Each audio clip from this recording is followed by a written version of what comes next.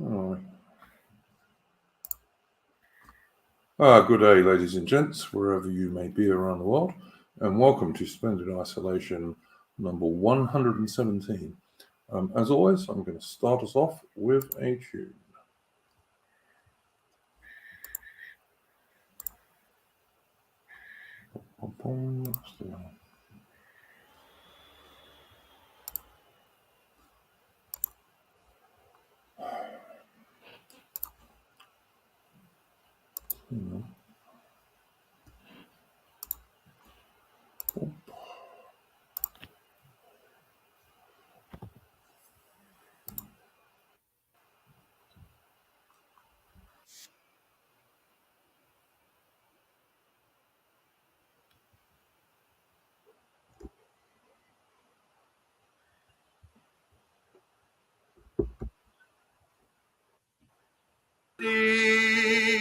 To wait in heavy harness on flooded folk and wild. Your new God sullen peoples have devil and have child. Take up the white man's burden, in patience to abide, to veil the threats of terror and check the show of pride. By open speech and simple, 100 times made plain, to seek another's profit and work another's gain. Take up the white man's burden, the savage wars of peace. Fill full the mouth of famine and bid the sickness cease. And when your goal is nearest, the end for others sought, what's left that hidden folly, bring all your hopes to Lord. Take up the white man's burden, not haughty rule of kings, but toil of serf and sweeper, the tale of common things. The ports ye shall not enter, the roads ye shall not tread. Go make them with your living and mark them with your dead. Take up the white man's burden and reap his old reward. The blame of those ye better, the hate of those ye guard. The cry of those ye humor are slowly towards the light. Why brought ye us from bondage, a loved Egyptian guise? Take up the white man's burden, ye dare not stoop to less, nor call too loud on freedom to cloak your weariness. By all ye cry or whisper, by all ye leave or do, the silent, sullen people shall weigh your gods and you. Take up the white man's burden, have done with childish days, the lightly proffered laurel, the easy young crowd's praise. Come thou to search your manhood through all of thankless years. No age with dear bought wisdom, the judgment of your peers. Take off the white man's burden through all of endless years.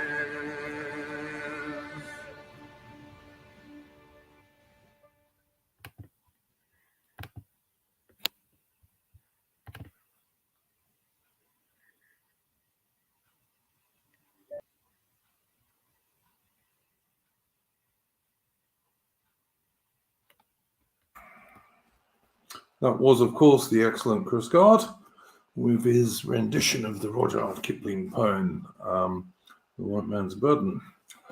Do go and check out Chris Gard's excellent channel if you like some good music. How are we going this evening, chaps? Incidentally, for the audience, we will have Ataman joining us in a few minutes. He's only just got home, so he's sorting himself out. How are we going this evening, Mitch? I'm doing the same old, but good news on my part, like at least like from where I'm looking. Yeah, I'm sure you'll be talking about that a bit in a minute. How are you going, AI? Yeah, not too bad. Happy Easter, everyone. Yes, absolutely. Happy Easter. It's actually Easter Sunday where I am at now 6:07 in the morning. So, but yeah. Just to point out to people in the chat, if you look at the top of the chat, I've pinned a message. If you want to send us a super chat, you can do so via Entropy, and the link is pinned to the top of the chat. So there we go. Mitch, did you have a first topic you wanted to bring up for this evening? Suppose there's the obvious news about Ukraine. Then there's Bakhmut. Yeah. On topic of because I've noticed people on Twitter just endlessly posting about every single follow on about some Labour posters that have scored some controversy. I haven't looked into it all that much. And then there's that Troon who shot up a school. Was it? Oh yeah, the female to male tranny. Yeah, in Tennessee. Yeah. At least it didn't go like that other school shooting. At least the police actually got in there and neutralised the threat. Oh, there was another one, wasn't there? There was the one who did kill some people, and then there was one that the cops stopped killing anyone. Yes. Yeah, that's right. There's other school shooting where the police just didn't. I can't remember if it was Texas or something like that, where the police just didn't go in. Like they actually had to stop parents, like with pepper spray, to stop them getting in. Whereas with this Tennessee shooting, it was like this sort of stereotypically like white Chad who actually got in there and neutralised the threat. Good. Of that Troon. Yeah, good. And of course, like you got all these like trannies doing like, I mean, it's like a parody of Fash Wave edits going, oh yeah, respect our rights, or more of this will happen, and all that. So. Yeah, I know. Well, I mean, the one that did kill the 3 kids and some adults in the Christian school, that one, the people were supposed to be mourning the murderer as well. I've never heard of mourning a mass murderer myself, but apparently that's what they were trying to do. I mean, yeah, I'm going to try not to fed post on this topic, but when you legitimize a mental illness and you allow people who should be in at worst worst case asylums, best case camps, to roam the streets, it's not really. I guess it's not really surprising that such people would behave like. I mean, these people should be locked away from society. They're insane. I mean, when you see the images of what they do to themselves to mutilate themselves so they can pretend to be a man or woman, I mean, it is just pure insanity. Yep, I totally agree. There are 2 sexes, and then there are a lot of mentally ill people, or actually not a lot, really. They just make a lot of noise. Yeah, I also heard about this. I think it was actually the state of Tennessee, or I can't remember which state it was now. The state legislature building actually got stormed with a load of like tranny protesters holding up like 7 fingers. Yeah, there's a whole. Yeah, Tennessee. Yeah, it's Tennessee. Yeah. Yeah, I mean, as I said, I totally agree. Insanity. And you also had a like. Do you remember the pool closed meme? The black chap with like the afro and the suit. Do you remember that meme? Pool's closed. Yes, kind of. Well, there was a living embodiment, Democrat politician of that person, who, and I don't know if this is like a Black American thing. I don't think it is.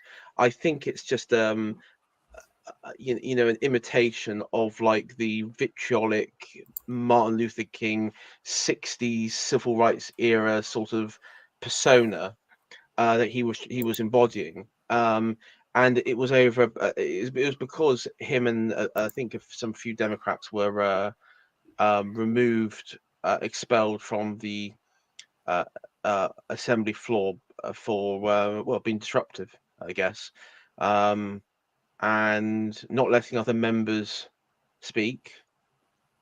And this was somewhat tied into what happened with the trannies and the storming of the trannies storming the state legislator and all that. So,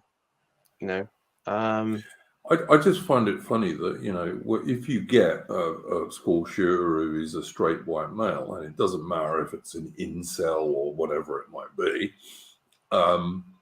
there's nothing but condemnation for those people. Rightly, people who go around shooting children deserve all the condemnation and lead that they get. But when it's a tranny, apparently it's different, which to me makes no sense whatsoever. What are we talking about? yeah. The school shootings, Oh. sorry, the one with the tranny, and then there was another one with a tranny was that the prevented, cops actually stopped. Yeah, we're I just saw that. talking about that. Good evening, by the way, Ataman. Yeah, good evening. Punch them all in the balls. That's what to do. Yeah, it's just double standards as so often with anything on the left. Weimar problems require Weimar solutions.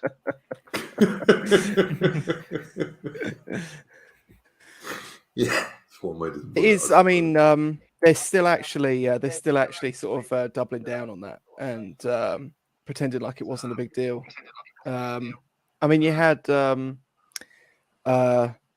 made an analogy of this. I think I'm not sure if I brought this up last week, but someone made the analogy that, like, when January 6th happened, Biden characterized it as them being engaged in a battle for the soul of America.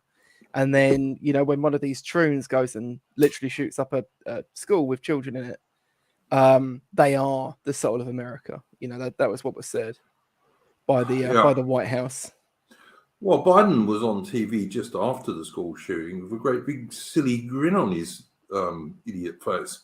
I don't know if you saw that interview. He was like smiling and going on about how he cared about ice cream and, not quite what you expect the leader of the free world to be doing after a school shooting, but I really hope, like, the I don't know in Russia if it's like the sort of media wing of the FSB or whatever, but I really hope they're collecting all of this just for their own political use, because I mean this is absolute goldmine of just how evil and fucking insidious America is at the moment. I mean, it's no other words to describe it. It's evil. The government, rather than the people. I wouldn't say the American people. Yeah, the government. Yeah, sorry. When I say America, I mean the government.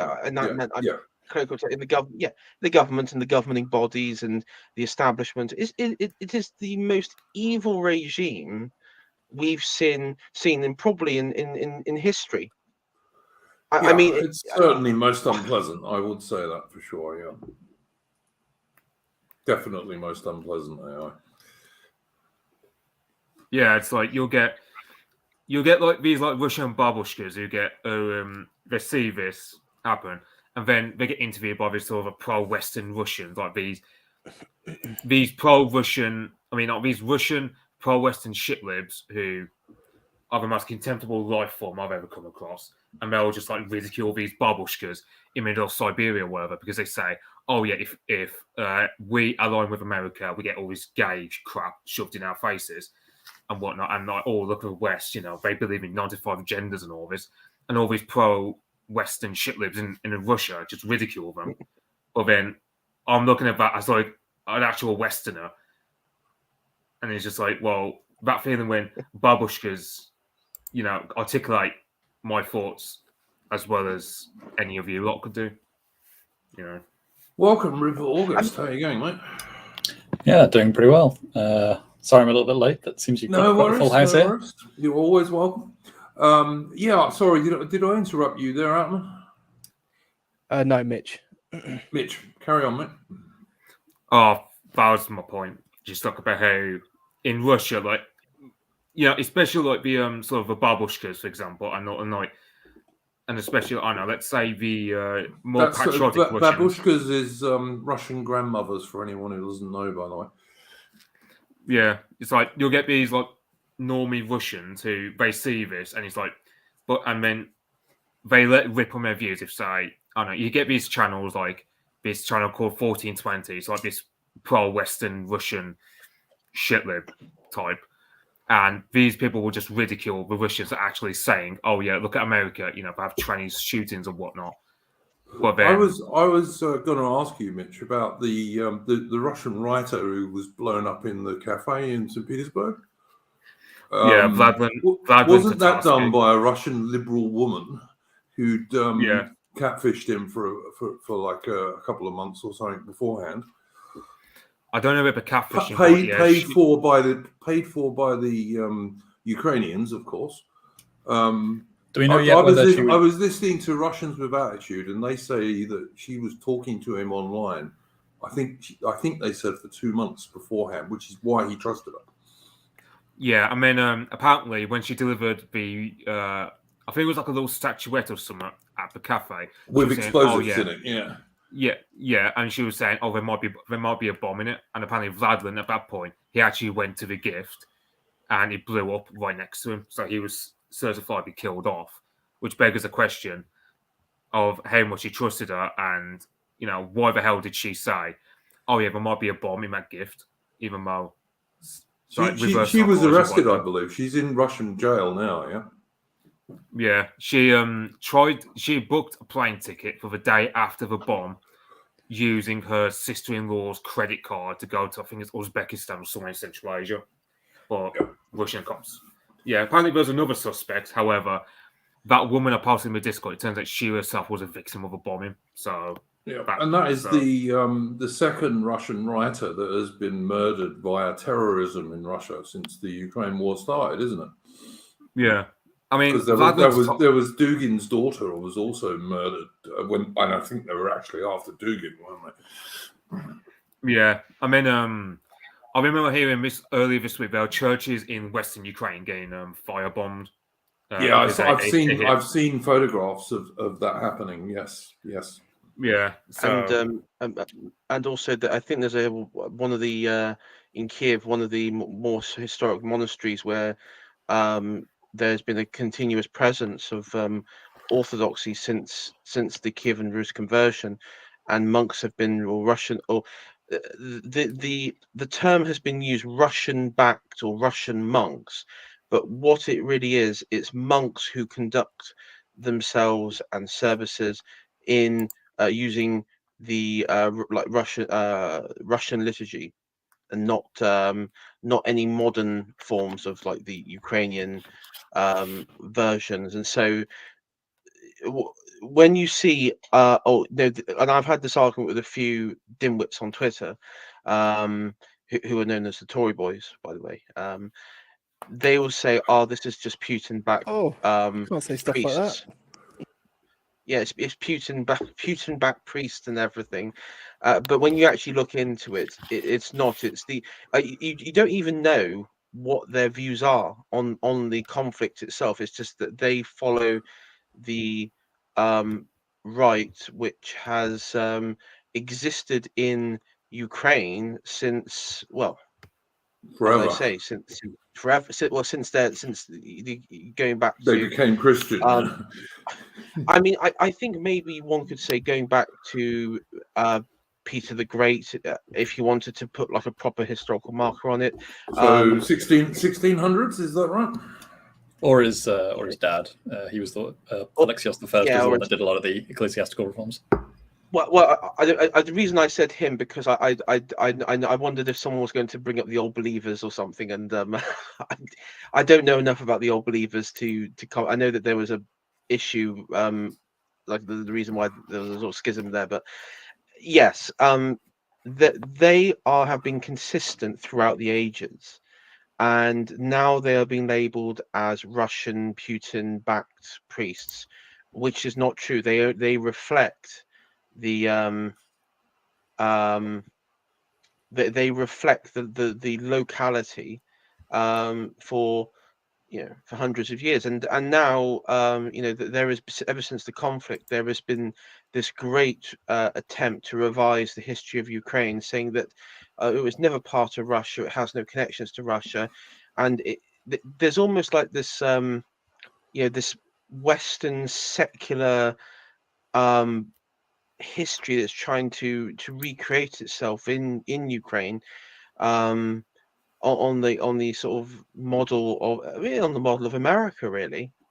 Because on the article that I was reading, you had like the again usual American shitlibs who were saying, "Oh, what is church and state, church and state? It must be separate, church and state. There are more religions in the world than just Christianity," and it's just insufferable to see these people. Well, Britain Fucking destroy doesn't another nation. separate church and state. The head of state, who is King Charles, is Yeah, I also know. the head of Church of I know, England. So this is the cancer of liberal democracy, and it is and I personally, the people who live in Ukraine, I have nothing against them. Many of them in the local communities out in the sticks live very traditionalist lives, and they've been caught up in this conflict, and now. I mean, you're seeing more and more footage out there, as Mitch is saying, where I think a lot of them are coming to the realization that they are experiencing what a lot of nations experienced, and that is the liberal democracy in action, and being consumed by the global American empire. Listen, Ron Merla in the chat is saying, "Love these Commonwealth chats." And I don't know if he's trying to be a bit sarcastic there, but I look. This will probably be about a 2-hour stream, and we'll spend probably half an hour talking about this stuff, and then we'll move on to matters which are to do with Britain and Australia and Canada and so on. But I do want to just point out, and one of the reasons we do talk about this is because it's so banned in the Western, including the British and Australian media, that the Ukrainians are doing acts of terrorism inside Russia against civilians. They are firing on civilians in the Donbass areas with their HIMARS rockets and what have you, and their artillery when they're within range, although the Russians are increasingly pushing them out of range. So, I just think this stuff's worth pointing out. And what are the Ukrainians fighting for? Well, as far as I can work out, the Ukrainians are fighting for transvestite story hour and all that Western globalist bullshit. That's my honest opinion. Mitch, you speak Russian, and you follow a lot of this stuff more closely than most of us. Russia seems to have finally captured this town of Bakhmut, or mostly captured this town of Bakhmut at the moment. Looks to me like they're going to get another quite big haul of Ukrainian prisoners. Did you have anything you wanted to say about that? I mean, at this point, it's looking like this time next week, the city it'll have been declared to have been taken, because all getaway routes are closed off now.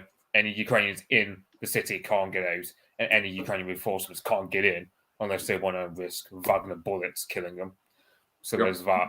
And then it's a situation where, then I've heard apparently 2 HIMARS rocket systems got destroyed by a Russian artillery strike.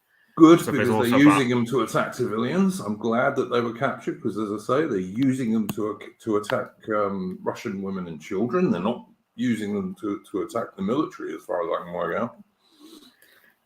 Yeah, you get a lot of these very high precision artillery shells, which, because they're very precise, if they're used to attack civilian areas, they're doing it on purpose. So there's that. Yep. And also because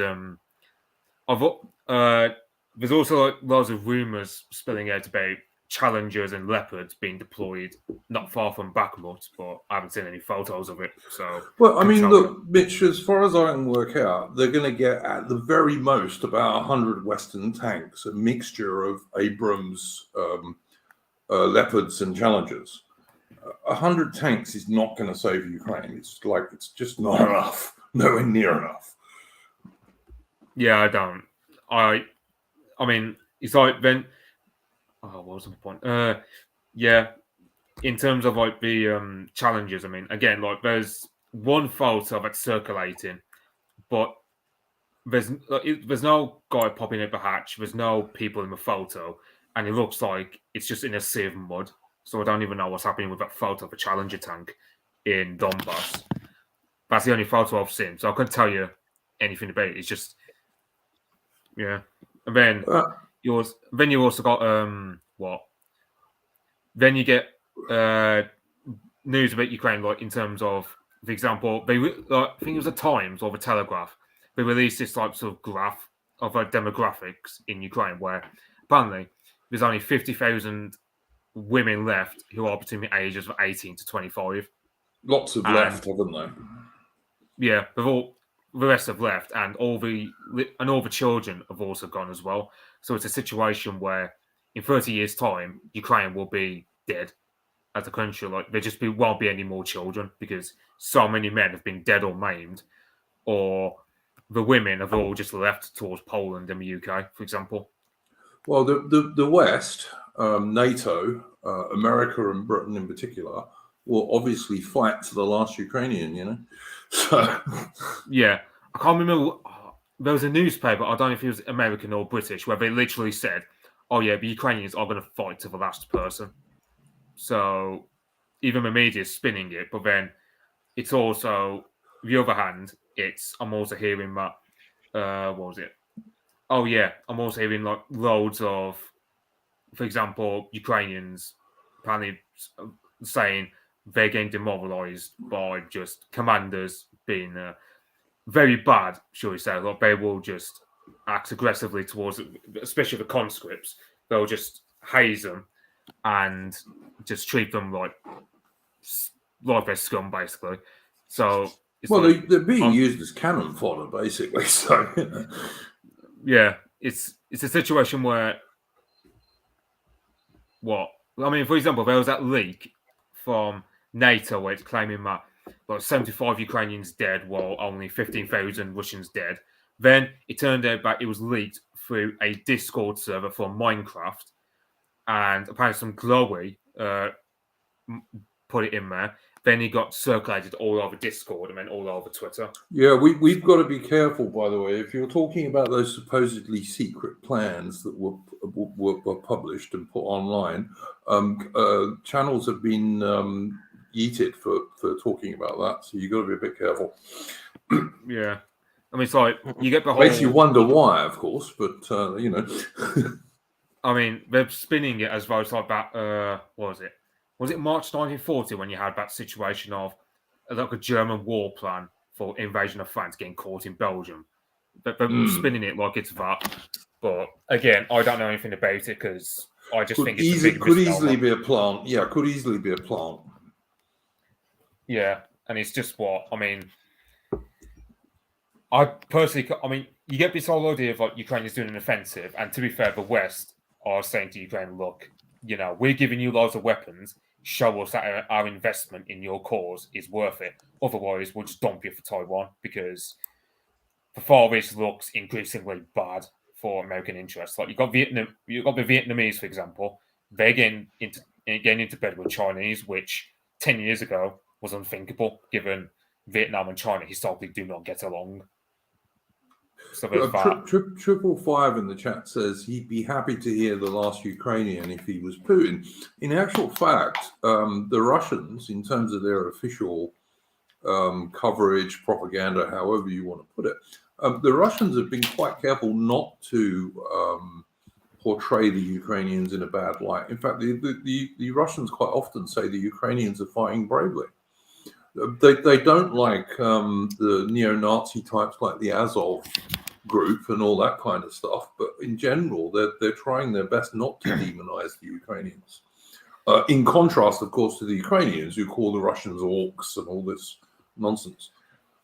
Yeah, because in the case of like Russia versus Ukraine, it's like if England and Ireland would go to war with one another. It's or England and Scotland even. Yes, exactly. Yeah, well, it's also potentially demonstrating intent because obviously, if they're intending for Ukraine and Russia to be getting on after the war, then they need to lay the groundwork for that now. I believe you're right, Rupert. Yeah, I think that's exactly what they're trying to do, which I think is good. I mean, as far as I'm concerned, and I try and look at this stuff just because I'm interested in military stuff as much as anything else. In general terms, the Russians seem to be sticking pretty closely to the laws of war and the Geneva Convention and all this kind of stuff, which you cannot always say for the Ukrainians. Certainly people like the Azov lot, anyway. Well, I mean, that's the thing is I do wonder from the Ukrainian side whether there's going to be a pretty severe come down, in the event that Russia does win, and they have to try and find a way of walking back all of that. I don't know, practically in some cases. Well, incredibly bloodthirsty propaganda basically that seems to be floating around. I mean, with Ukraine, it's in a situation, as I said, where because the demographics are increasingly bad. Like you got the young generation, like the demographic you need to sustain your country's future. All the young women have pretty much left, bar a few here and there. And then you've got the men who are all drafted or gone abroad. So it's a situation where by the end of this war, because it could take years for all we know, it's going to be a situation where Ukraine is going to be in the same situation as Moldova, or even worse, I would say, demographically, where they're going to have a pretty low birth rate. They're not going to really have much. I mean, their economy would be down the toilet anyway, because of the devastation, but also because the birth rate, as I said, is shot, and no one's going to want to live in a ruined country. They're all going to move to the west. So then I've heard like because the Polish, I reckon one reason why the Polish are so invested in supporting Ukraine is because all these Ukrainian workers, they're there so that the Polish workers who went to the west, like countries like the UK, are replaced by Ukrainian workers. So it's like Poland replenishing itself, which maybe is cynical. I don't know. On the ground, I don't necessarily see that, and I also just think, considering what Poland's been willing to accept in the past versus what they're willing to accept now, seemingly, I think I can't help but just see it as completely irrational anti-Russianism. Basically, I don't think there's a grand plan behind it. What's quite interesting though, there is a bit of historical sort of echo because, of course, it was under Catherine. I believe it was under Catherine the Great. In that sort of the region that I guess the most of the fighting's going in the eastern part of Ukraine was Nova Russia. Is that the term that? Didn't Catherine the Great move quite a lot of Greeks and people to that part of the world? Some of them are still there. A lot of Vlachs, a lot of you had a lot of Greeks in Mariupol, and also just Russians moved into this vast region which was sparsely populated, and you only had like a few Turkic and Tatars and steppe peoples, and of course Cossacks as well. But it was very sparsely populated, so the people who were there were moved there, and you also had another population of people there as well, who would go to sort of emigrate to America at one point. But I mean, it's quite simple because again, you had after the Ottoman and the vassal states that existed there, and you could the same in Crimea, that it was a complete sort of, I guess, a repopulation or sort of demographic replacement, I guess you say, of the region of native Russian speakers. And if Russia is successful this time round, by the looks of it, on this purely on the war footing and the Ukrainian women and the mass casualty rates, that might be something on the cards. I mean, I know that there has been I've been seeing like bits on Facebook of Russians being moved into Mariupol. I can't confirm if that's true or not. It's just a bunch of men with suitcases on the street corner. It doesn't really mean anything, but it wouldn't surprise me if there is an attempt to repopulate eastern Russian, the Russian wing of Ukraine with Russians. But I mean, Eastern Ukraine is already majority Russian rather than Ukrainian speaking. It's Western Ukraine, which is majority Ukrainian speaking, and to be honest, I mean, like Ukrainian itself is kind of a slightly made up language in that originally they were all Russians. Well, see, during the time of Catherine the Great, as we're referencing expansion to the west of the Dnieper, you had the Polish and Lithuanian Commonwealth, and you had the Ottomans, and also, of course, you had the Austro-Hungarians, and so that portion of Western Ukraine was it was divided up into. It was very separate. It was. I mean, I would say they were more orientated towards Poland than anyone else. Well, all right, guys. I mean, sorry, carry on with it. If you want to get into the the Austro-Hungarian divide, then that's probably where most of the modern Ukrainian identity actually comes from, because there's a whole bunch of things that go into it from the perspective of the people who migrated there from, so people who are anti-Russian from Ukraine went to live there sort of like more deliberately to try and get away from Russian influence and hopefully come back and reconquer Ukraine in the future. But then you've also got the internal dynamics within the Austro-Hungarian Empire where they're trying to stave off Polish influence in the same regions, so they go on to patronize or like tacitly accept or support Ukrainian identity to counteract the influence of the Polish in the region as well. So there's just kind of like all sorts of weirdness that goes on to create what we sort of have now today, or at least a proto form of it that then gets sort of unleashed back onto the rest of Ukraine in 1917. Listen, guys, look, I'm conscious we've been talking about this for getting on for 40 minutes now. What I propose is that at some stage, maybe even next week, if people are free, we will do an actual stream on Ukraine and the war and Russia and what have you. If you guys would be interested in doing that, Mitch, would you be up for that? Yeah, I'd be up for it. All right. So, because as I say, I'm conscious this is basically a British and Old Commonwealth stream, although we're happy to cover some stuff from the US and some stuff from the Republic of Ireland and what have you, and South Africa. I think what we'll do is we'll say, look, final thoughts on this subject, and then we'll move on to stuff that's a bit nearer home. My view on this stuff is pretty obvious. Like, I don't think Ukraine is a vital British interest. I don't think Britain or Australia should be sending stuff to Ukraine. The Ukrainians, if they were sensible, would try and do a peace deal with Russia now, which I think they could if they didn't have a lot of outside pressures. But anyway, any final thoughts on this before we move on to something else?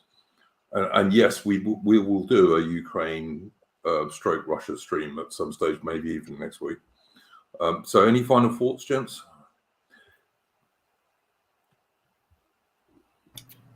I think it's pretty much all been said. Ataman, anything you wanted to say about this stuff? No, nothing from me. Any final thoughts from you, Mitch, on this subject? Nothing that's already been said now. All right, guys, fine. We will, as always, move on with our next guest subject, and I'm going to start with AI because he's next to you, basically, Mitch, on the screen. So, AI, did you have a first subject you wanted to bring up? I was trying to think, actually. I guess we could. Here in the UK, there has been in the mainstream conversations around the grooming gangs have somewhat gone mainstream, though it's very, very well, it's been redefined to mean general sexual abuse in the general sense. So what's happened is that there has been by Rishi Sunak, Prime Minister, there has been a new task force set up to tackle grooming gangs in around the country, to help regional police forces to do that. There's been a bit of I guess you say red meat chucked to the Tory base, talking about bye Suella Braverman and by Rishi saying that this is accompanied by many Pakistani men. The media sort of they've done the usual and bring out stats saying actually if you look at the majority of sexual abuse in this country against children, it's done by white men. Totally for obvious reason missing the point. We're not talking about the general sexualization of sexual abuse of girls. We're talking about a very specific one where you had literally police for local police forces and councils covering it up. And I just thank you for mentioning Charlie Peters. He did a documentary, I believe it was first aired on GB News, but I think it's on YouTube. I don't know if he said he got a YouTube channel, if it's on on YouTube. I think it was removed actually, but it might be still on YouTube somewhere, where he actually looked at examples from Rotherham, from Telford, Rochdale, all over. And I mean, it's quite clear that there was a conspiracy by the Pakistani Muslim community to conduct sexual abuse against white working class girls, and to use political and positions in the police force and friends in the police force to cover this up. I mean, I did see that documentary, by the way, on YouTube, and Ataman has just put in the chat a link to it. So go check it. Go check that one out. Biarki tells us it's on the there you go. It's on the YouTube GB News channel, and it's still up, which is where I saw it. It's pretty. It is absolutely. And it's a shame as well, because it's like it's almost as if for a minute the whole argument had taken a step back, because these people actually jumped to like I've never seen the Home Office, that Guardian article on the Home Office thing get posted so much in like a week of just these people just claiming it basically never happened. It's as if they tried to completely memory hole the whole thing. And of course, none of these people understand how per capita works all of a sudden, or any form of proportionality at all. We literally had, what was it? Was it the Casey report, the Casey review, just like a week or two before? And in that they're claiming all these disparities of this, that, and the other. Proportionality this and per capita that, and now suddenly no one knows what that stuff means. I mean, look, if you've got 80% white population in UK, and it is about 80%, I think I'm right, Armin, yeah? Then obviously the majority of the scumbag paedophiles in the country are going to be white. But I'm not convinced. Well, I'm not absolutely convinced. I was just about to say, but the relatively small proportion of Pakistani immigrants, and it is mostly Pakistanis, it has to be said, seem to have an enormous number of people who are willing to prey on schoolgirls as young as 11 and 12. I mean, people can call this a conspiracy if they want, but I'm just going to keep saying it though. If you look at like the 4 studies mentioned in the original Home Office report, all 4 of them show overrepresentation of Asians and underrepresentation of whites. Yeah, huge. Yeah, I think like 3 of them put the Asians as only like 2 to 4 or 5% less. I think it was 2 out of the 4, and the third one is like 10% less. But these studies also have like a third of the data missing. Well, funny enough, what police forces were worst for recording the data? Oh, Rotherham, Telford, the places where we know these things were most prolific. Yeah, and if you look at the police force demographics in a lot of those places, like Rotherham and Bradford and parts of Birmingham and all the rest of it, you will find a high number of the same group in that police force. Mm. Yeah, and they protect each other. 100%, 100%. In group, this is if you've ever lived where you've had like a minority group, whether it be them or whatever group, there's always that strong in-group preference, especially when they're in foreign countries. It just happens. That's just a reality, just a political reality. What I would say though is the Home Office in this the report that was came out from this, that's Braverman was I guess on the sort of action on the recommendation of the Home Office still refuses to acknowledge that there's any ethnic connection to these events in Rotherham and Rochdale, because they go back to the same old tired bit of, but if you look at the majority of sexual abuse cases in the country, it's still committed by X% white people.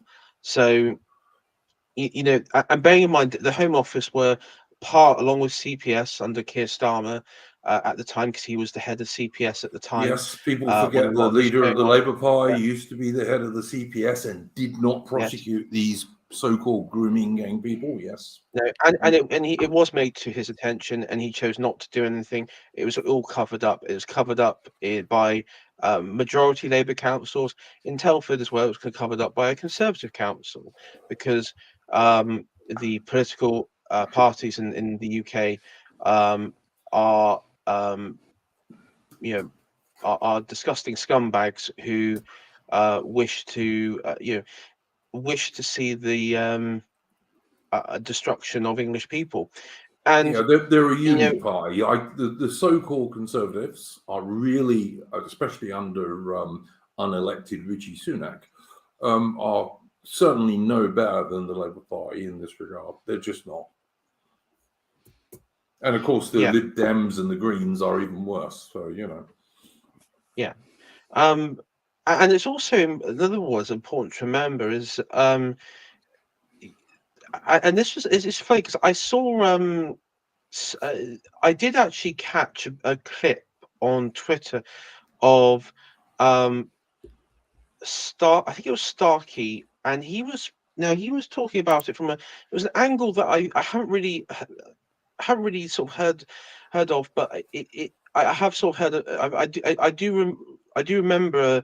I think it was like Ed Dutton and that sort of crowd talking about the reason why these sorts of things occur, and he said, well, religion may play a part of it, but you actually have to look at the genetic and biological component of this, because during the time when you had Pakistani families moving to places like Rotherham, Rochdale en masse, to places like Yorkshire during the latter half of the 20th century, many of these people moved all from the same village, right, in the Punjab, in Kashmir. Right, they moved all from the same area, and they had all, because of the local, at the time where they lived in Pakistan, in what's modern day Pakistan or northern India, due to the local culture and what have you, many of them were interbred. And there are studies out there about the effects of interbreeding. There's on a psychological level and everything. But I thought that was actually rather interesting Starkey said, well, religion might play a part of it, but there's also the mass interbreeding of these people, there actually may be a sort of biological component as well. Cousin Are you saying marriage is, they're all hard R's? yeah, cousin marriage Yeah, is yeah, very, that's what. very common Yeah, amongst these people. I think, I mean, sort of. I think that because of the I'm going to try. I don't get on Duke's channel in trouble. You know, Yeah, I when was you going to have say, data. guys, we've got to tread very carefully around this subject. Look, I get as emotional about this as anyone else does. I think You it's know, disgusting, interbreeding. and I'd shoot Okay. them. But in Minecraft, of course. But Yes, we do have to talk about this quite carefully. Yes, You go on, know, Big interbreeding Mohan. Give Duke 15 years hard labour in the craft mine. I'm sorry. Okay, Look, to me, I don't care what color, race, religion you are. If you are raping children as young as 11 and 12, you should be shot. That's my own opinion. Yes, we're a capital punishment stream here. yes. I mean, the way that I describe it is, you know how dangerous you have interbreeding of certain breeds of dogs, and they can create like dogs which have behavior problems and make them dangerous dogs.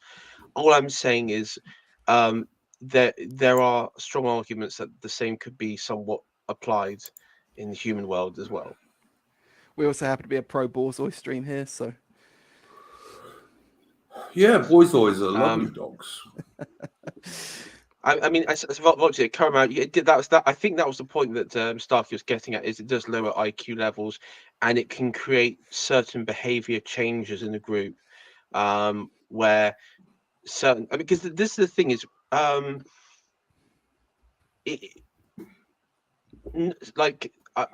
in Turkey, like the Turks, for example, this sort of problem doesn't really exist.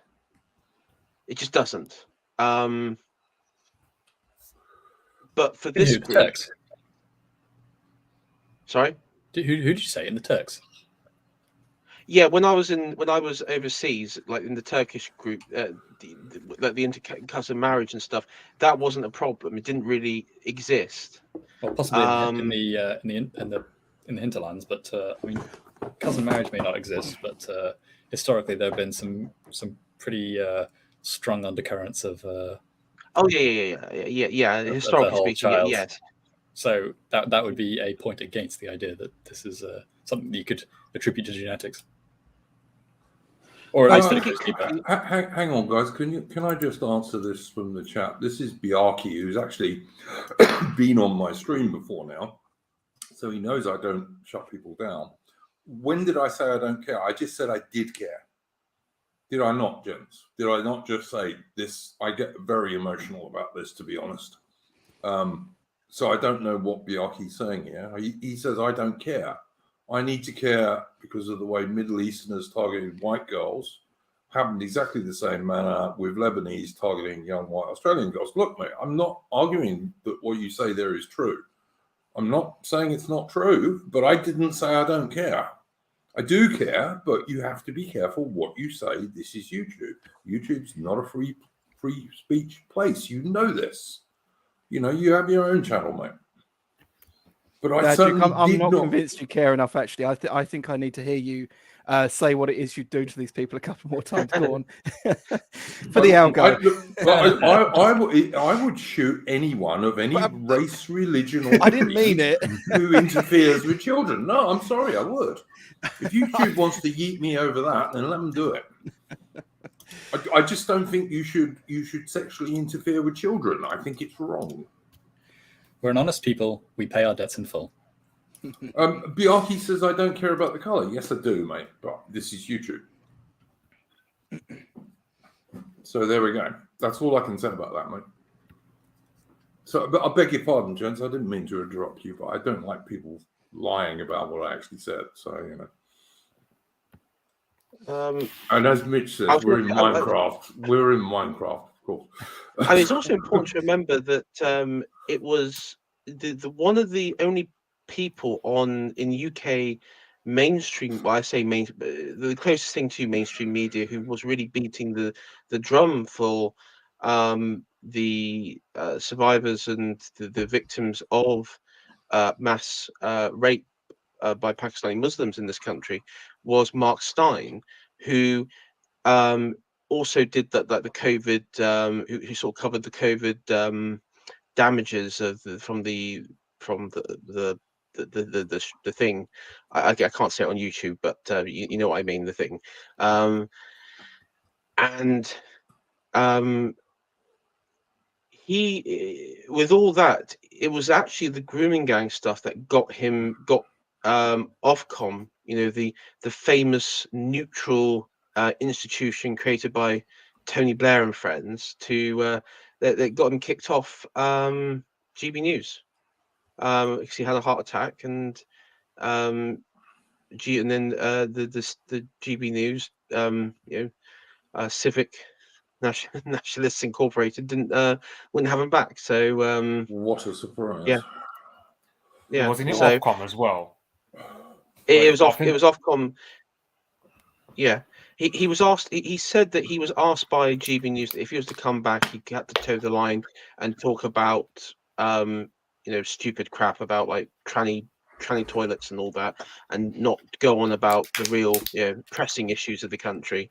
Ofcom. And what was amazing was you had this one particular BBC producer who was constantly in his mentions and such on Twitter, constantly saying, "Oh, this isn't true. All these girls are just liars. They're probably paid actors." In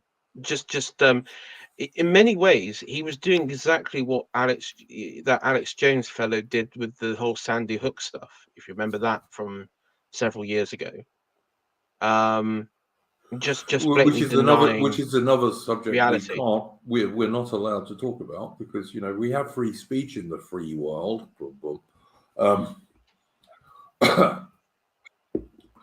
We have to be very careful what we say here, AI.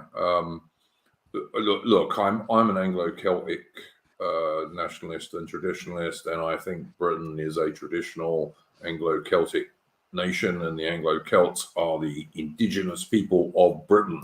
I can't go much further than that on YouTube for the likes of Biarki in my chat, who I really wish would stop posting in my chat.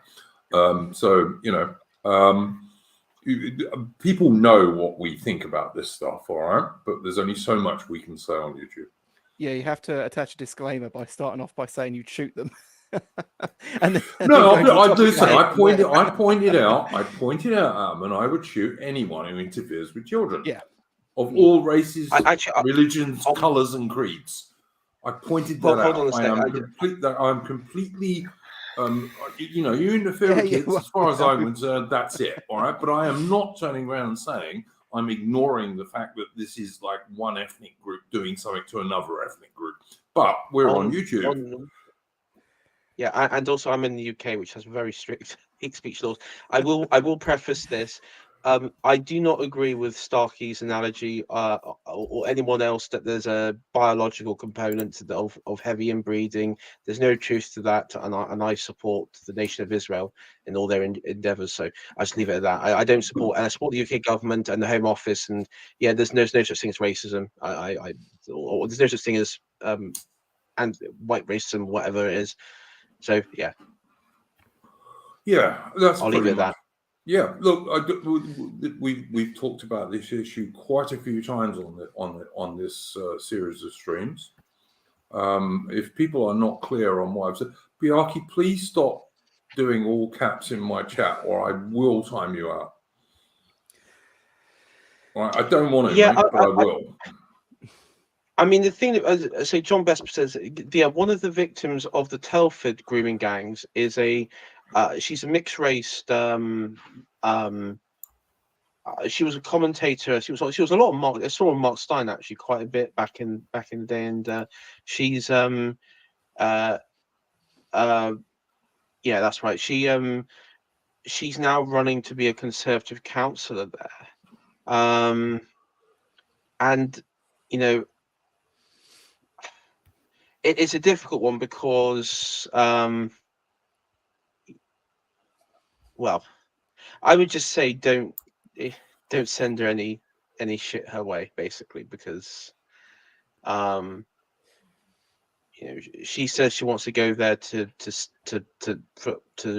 sort out the problem locally. And Mark Stein's been quite good actually about covering this stuff. I have to say he has. He has. Yeah, he's one of the guys I would recommend people watching. Look, Biaki, calm down, mate. Honestly, just calm down in the chat there, man.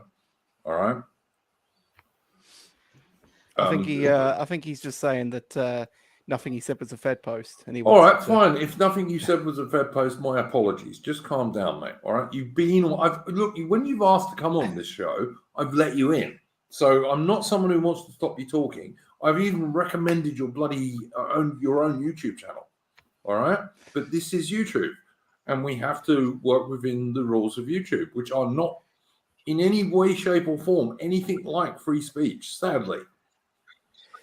And also, we have to operate in the 2003 Communications Act in the UK as well. So, yes, exactly. Yeah, maybe Australia's don't no better violence. on this. Australia's no better on this.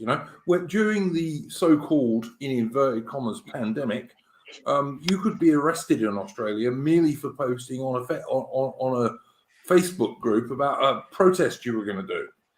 Yeah, so maybe stop saying you're gonna, Well, I didn't say anything. Well, you did. No, I didn't. Yes, I you did. said anyone who did that stuff. Yeah, That's we know. But you said this before as well. You were like, I didn't say anything. Show me the timestamp. And then when no one had sent you the timestamp, you went, I was just saying. So you knew you'd said what you'd said. Well, that's look. Like I said, I do get a bit emotional about this stuff sometimes. I'm not a professional broadcaster by any means, as anyone can see with all the boomer mistakes that I make. But I think like everyone here probably has pretty much the same opinion on this stuff. But there's only so much we can say on YouTube. Yeah. Yes. And again, on my point on the biological sort of interbreeding stuff, that's not my view. That's David Starkey's view. I was just repeating it on here. So yeah. In fact, this is all just a discussion in a pub that's being recorded by a third party that none of us are aware of. Don't take any of it literally. Yeah, absolutely. And it's all in Minecraft anyway. Yeah. We're all actually in a cafe in South America.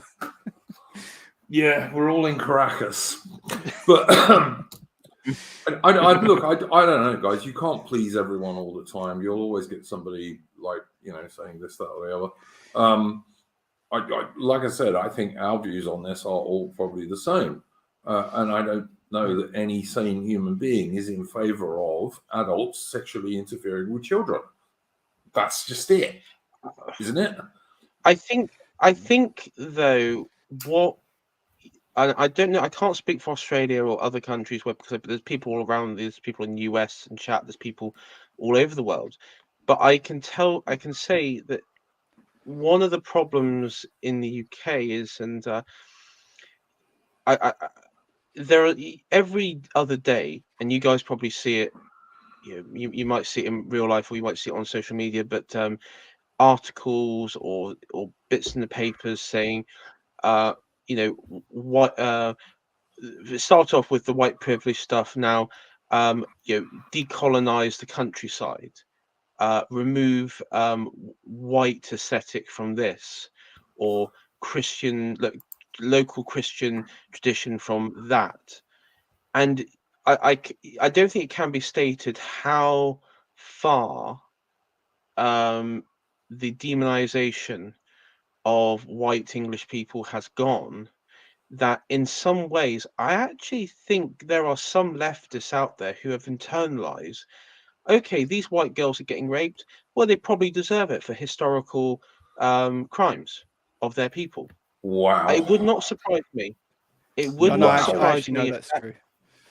Yeah, but there's actually a Swedish guy on Twitter I come across who literally said, oh yeah, the grooming gangs happened because these Pakistanis had some inverted sense of justice, and that caused them to get back at their historical colonizers. So that was why they got little white girls as little white British girls as young as 11 and 12, drunk, put them on drugs, gang raped them, called them white sluts, British sluts, branded them, tortured them. This is why they did that, was it? Okay. And that's all right with 11 and 12-year-old schoolgirls. These people, According to a Swedish fellow, yeah. Jesus, man. Yeah. I don't know. I don't know what you said about that. I mean, I have seen something akin to that on a separate issue online, where it was basically I mean, I think back also to like the BLM stuff. Remember all the footage of like black people beating up, like kicking the shit out of just some like random member of the public who was white, and it was kind no of other like, white guys helped. You mean? Yeah, right. yeah, or either joined in, or then you have people in comments saying, "Yeah, this is about reparations and everything." I mean, it's I can't say, but this sort of behavior is pushed by people who really post daily about how much they hate white people, and Oh yeah, you 100. I mean, we all this is know the why memes I've stopped watching all of England's football games, because I will not support a group of cucks who kneel to Black Lives Matter before every game. And like any English soccer fan, any English football fan who does, I just don't understand you, man. They make me ashamed every time I see them kneel. What was the last match before the World Cup? It was the it was like the European League, or there's the one where they had the three lions and everything, and they fucked up the penalty shootouts. Which one was that? Oh, Yeah, where they got the young black players to take the penalties. Yeah, I remember that. Yeah. Yeah, Was that the World Cup? You can't have experienced white guys taking penalties. Yeah, it was a you Euro. have young black guys doing it. Euros, okay, Euros. Yeah, I mean, Yeah, it was again, every single bit of propaganda from that, it was always, a hijab woman or Afro-Caribbean.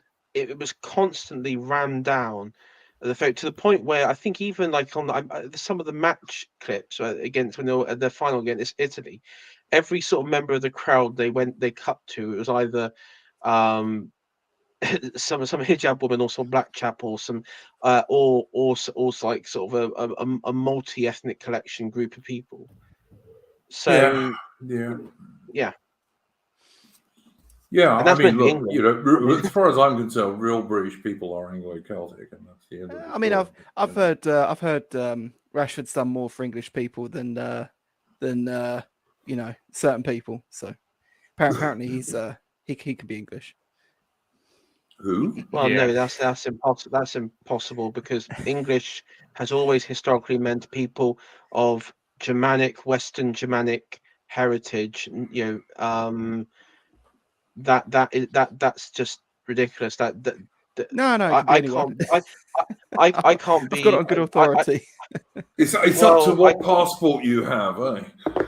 Well, oh, yeah. okay. So I Yeah, can be it's Japanese just then. Oh, yeah, Japanese. It's just Yeah, what they you won't feel call like you a it's got- gaijin. If you go to Japan as a white person, they won't call you a gaijin. No, I just tell them they're all it's just what you rapists. feel. So if I give like a bunch of Japanese children money and just say, look, I've done more to Japanese children than anybody. I'm now Japanese. Yeah. I mean, I don't Yeah, think the Japanese yeah. would agree with that, actually. And the The funny Japanese thing are pretty is- based on that. The funny thing is, you go up to sort of like a leftist, let's say, and you actually ask this to them as a hypothetical, they will just look you straight in the eye and go, yes, you would be Japanese or you would be Indian. If you go, oh, was Kipling Indian? Yes, he was just as Indian as anyone else. They will actually look you straight in the eyes and say that. Yeah, they're insane. They're insane. Yeah. I watched a video actually not long before this stream, and it was in an American university, needless to say. And it was there was an anthropologist in the crowd, and this little college girl, American blonde college girl, said to him, would you be able to tell as an anthropologist from bones that you found if someone was male or female?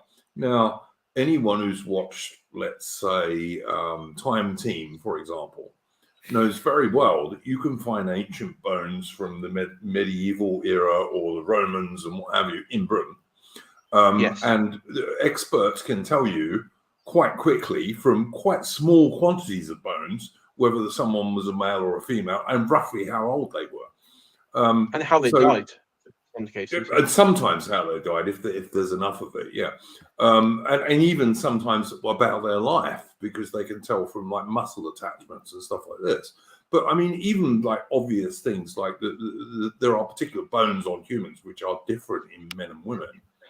And you know, it's just a fact. You can tell from bones what sex somebody is, and of course there are only two sexes. This anthropologist said this, and the whole room burst out laughing at him, and he got really arse buggered about it. You know?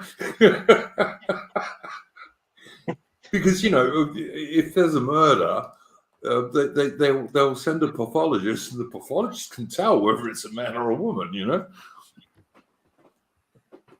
Yeah. Yeah, because will also be the same people that tell you that what.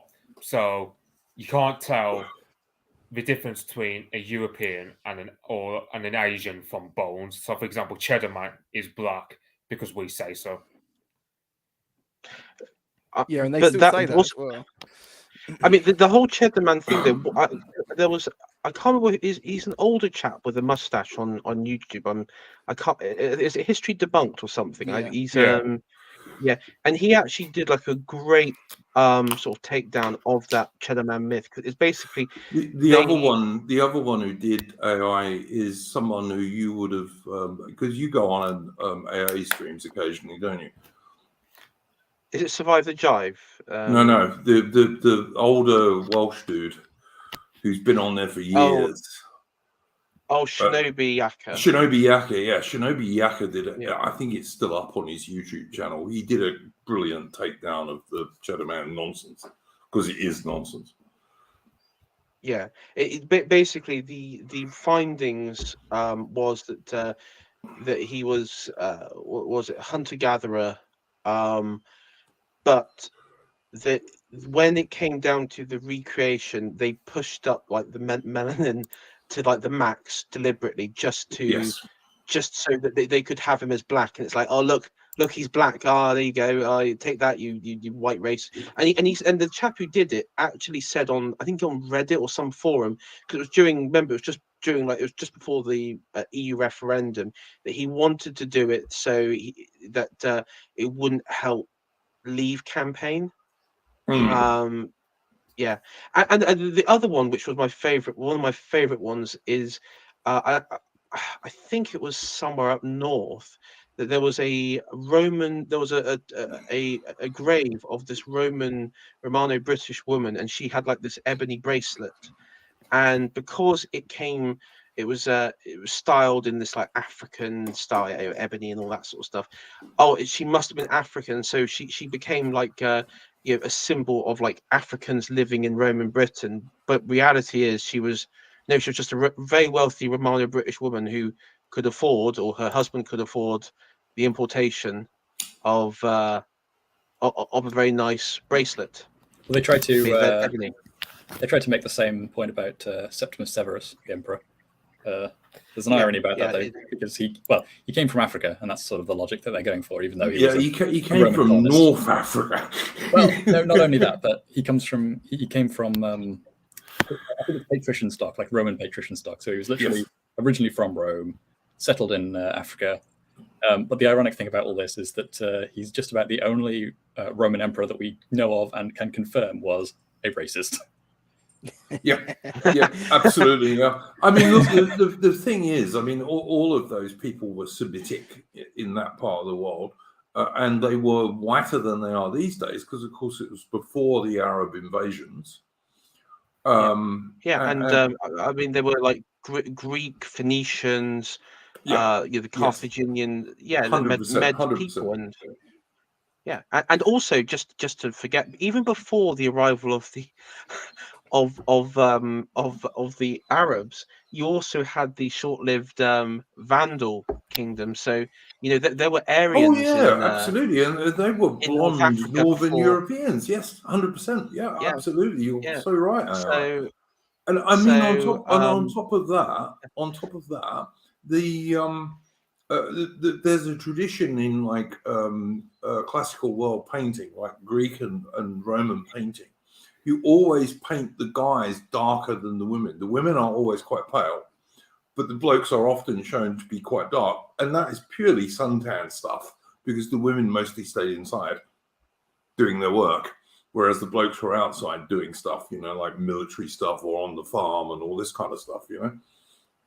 yeah, mosaics. So you see a lot of that in mosaics as well. But I mean, also there is also historical. Well, there's artwork of Ethiopians, because remember that if you wanted to say, okay, look, you know, black people, like proper black people, the only, I guess, understanding people at the time would have, or in the Roman world, would be that from Ethiopia, because that was a fairly high functioning society that wasn't entirely tribal. It was actually it was a proper sort of kingdom, near enough, and Funnily they are enough, represented.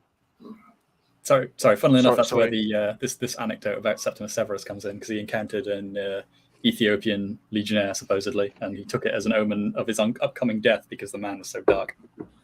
And that would have been in Britain, of course, because he died in Britain, didn't he? Yeah. Yeah. Yep. Interesting. Interesting. Yeah, I was just going to say that the depictions that were done of Ethiopians at the time really would not pass the test today of appropriate well, yeah, appropriate caricatures of that people, because yeah, they weren't dark skinned. They weren't just like olive dark skin. They were just properly like black, depicted as black, because yeah, they were. Guys, what do we think of this? Simple Pirate says, well, the English did culturally cut the balls off the Welsh, Scots and Irish. I'm sorry, I just don't agree with that at all. And like, I've got Irish and Welsh and a little bit of Scottish in me. So I just don't get that. I don't think it's true at all, actually. Well, I mean, I mean, I Do you want don't me to know read about the the Bill Scot. Hopkins quote, What was that, Adam? where he says, "Hang on, I'll get the quote up. You keep going." Yeah, I Well, I just think- don't agree with that. I think that there is lots and lots of Scottish and Welsh and Irish culture, loads of it, which is totally different to English culture. You see, this is like SNP bullshit with the Scots. The idea that the Scottish culture was somewhat suppressed by centuries of English rule, no one doesn't make any sense, because the actual, you know, cultural power, okay, political power, what you could say would lie in London and Westminster, but the actual and James the culture, First, James the yeah, First, cultural AI? power. Yeah, well, yeah. My point is yeah, with the king, but also the cultural power came with Scotland. It came down with the House of Stuarts. There was a huge, and also you had the Scottish Enlightenment. I mean, this During I don't. during the 45, most of lowland Scotland supported the English king. So did some of the Highlanders. Most of them didn't, but some did, and all of lowland Scotland did. Yeah. James the First of England, sorry, James the First of Britain was actually James the Sixth of Scotland, I think, was he? Yes. yeah. I mean, Also, what at you that time, saw it is James I of England, but yeah. I mean, what I think what you see from a lot of modern Scots, especially SNP supporters, is that they in their sort of ridiculous short-sighted minds, they believe that the Scottish identity was suppressed because the central belt of Scotland and the lowlands, where the majority of the population of Scotland live, are very much not as rooted in the clan society of the Highlands and the Northeast. But that was a completely, that was a choice on their own making. It wasn't really anything to do with England itself. That there was that was that was something that happened internally. But I mean, on the Welsh bit, again, Wales wasn't a real concept. It was made up of several petty kingdoms over the years, or several petty regions. And on the topic of the Irish, I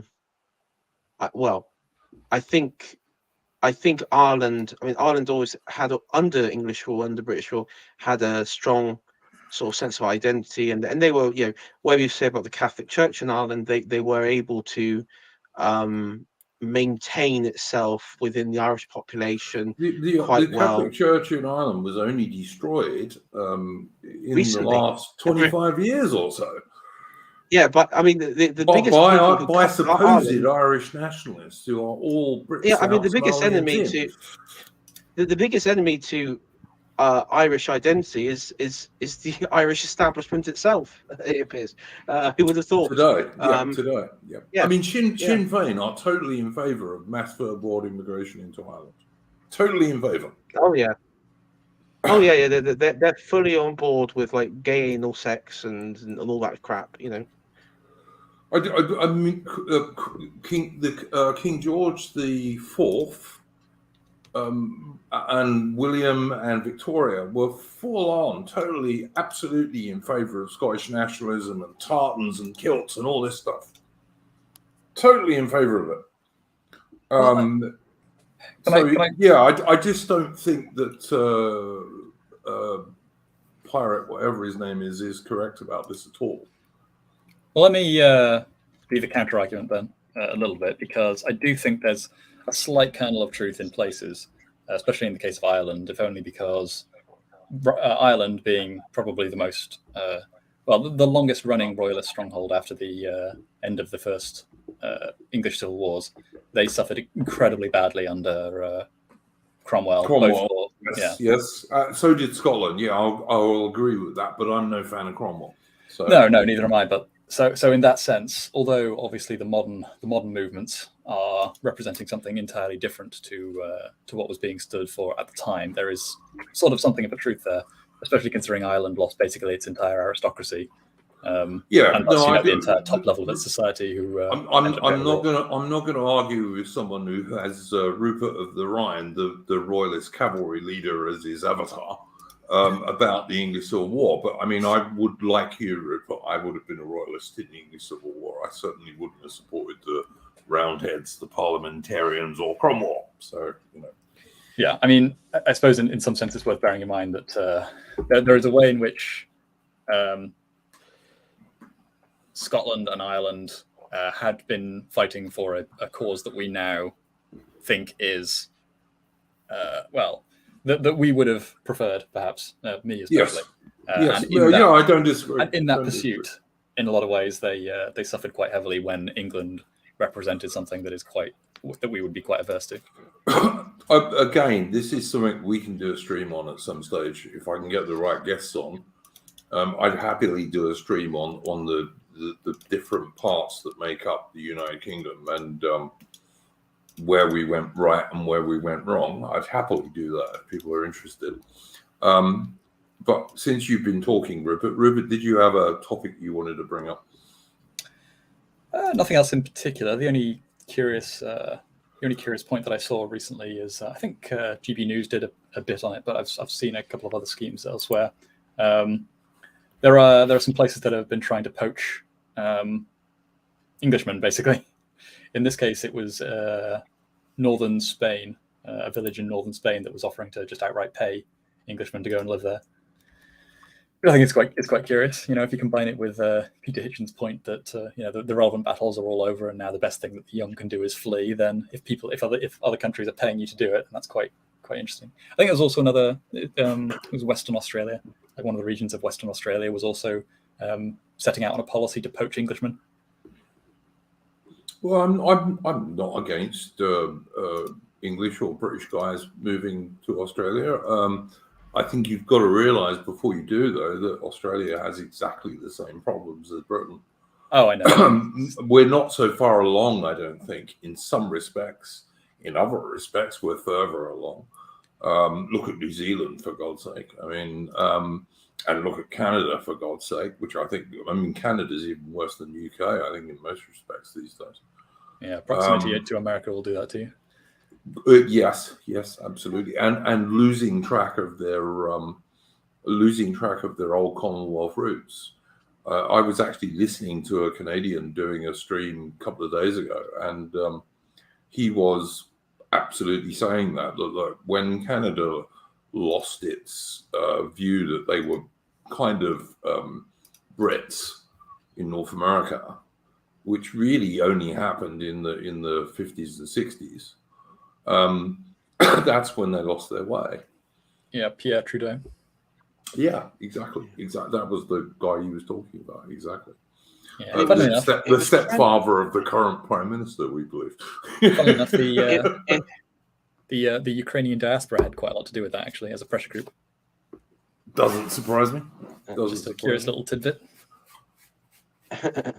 It was also codified in law. Didn't you have like the various Canada Act, Australia and New Zealand Act in the early 80s, where the supremacy of UK Parliament was removed from the Dominion statuses. And it was that was sort of, I think that's sort of viewed as like the final nail in the coffin when sort of any sort of connection. Well, I don't say there's no connection. Like Australia and Canada are both going to be building the new and world's best anti-submarine frigate, the Type 26. And we're still allied in various ways, but we're all like Britain, Australia, Canada, New Zealand. And back in the day, South Africa used to be part of that group. I mean, South Africa, I mean, God, I lived there for 15 years. There's a load of good people there, but my God, they're under the ANC, which is a terrorist organization anyway, or was. South Africa's got its own problems. But, I mean, all of the Anglo countries are in deep shit, basically. And the same is true of the USA and the Republic of Ireland. I mean, we're all going the same way. And none of it is good for any of us, really. I mean, in the UK, I mean, in national and the regional government, I mean, we haven't got actually any English people in positions of power. 100%. And the same in Scotland. Or Scottish, even Scottish now. So, yeah, I mean, look, I totally agree with what Rupert was saying there. Yeah. Anyone else got anything on that one? No. Mitch, you haven't said anything for a while. Anything? Nah. I mean, I was just posting memes about the fact that, with the exception of Wales, it's pretty much, this country's basically Kashmir at this point. I mean, only the people Scotland's run by a Pakistani. Yeah.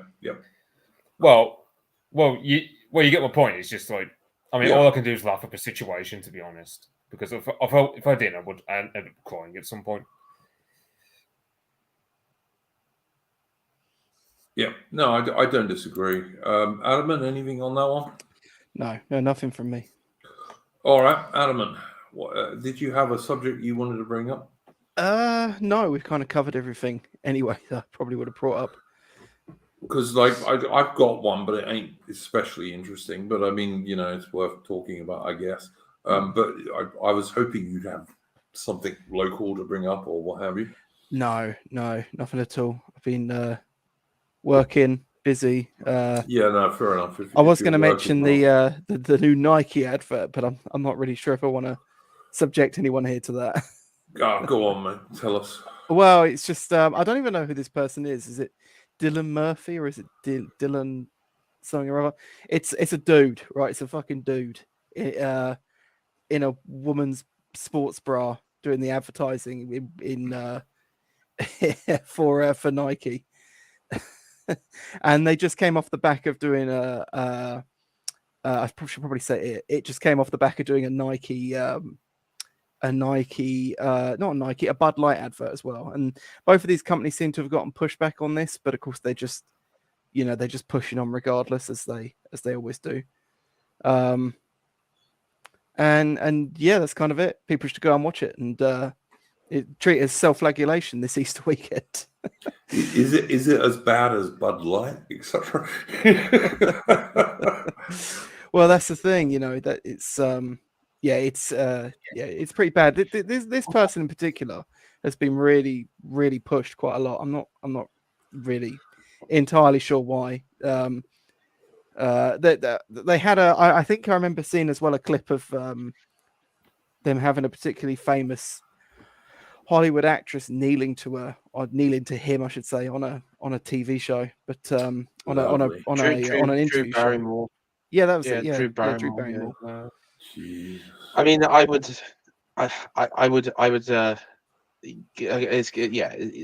What we've seen is like just proper like tranny cringe, and I would take Lizzo back, to be honest. I'd rather have Lizzo ads back now than that. Well, I mean, let's not go too far, but yeah, maybe. I don't know. Yeah. That just, I mean, like the sort of morbidly obese Black American woman seems like normal to now, which is shocking. I never thought I'd say that or even think that, but I don't know. The thing that gets me, AI, is like I see increasing numbers of really fat rear-ended white women, and like, you want a woman to have a woman's rear end and not a teenage boy's, but not this like Afro fat nonsense. Well, it's funny you say. It's funny you should say that, because there is a wonderful article by, or paper, I should say, essay about by a certain Italian super fascist called Julius Evola, who actually touched on this very subject. Who wasn't really much of a fascist. He didn't really support Mussolini, as far as I understand. But all right, no. He was above sort of normie levels of fascism. He was a self-described super fascist. He was an uber fascist. Yes. Yeah. I mean, funny enough, there is an article which is about the something of America, and if you look at, I think in some ways, because growing up, I remember, like Will Smith and Fresh Prince and Big Mama's House and all like these African American figures being pushed in popular culture. I never watched any of them, but okay. Yeah, but I mean, well, yeah, but for me growing up, it was all over like the music and everything. It was all over, like Beyonce and all that sort of crap, and Black Eyed Peas and all that sort of stuff. So I guess you could see, how the white populations of America and England have become not just have internalized like mentally, but also physically show off African traits. But it ain't pretty. This is my point, AI. It's not attractive. It's not meant to be attractive, Duke. That's the point. Yeah, I almost can't tell. Maybe. I almost can't tell at this point which one's more obnoxious: fat black women or men with mental illness in wigs. I can't.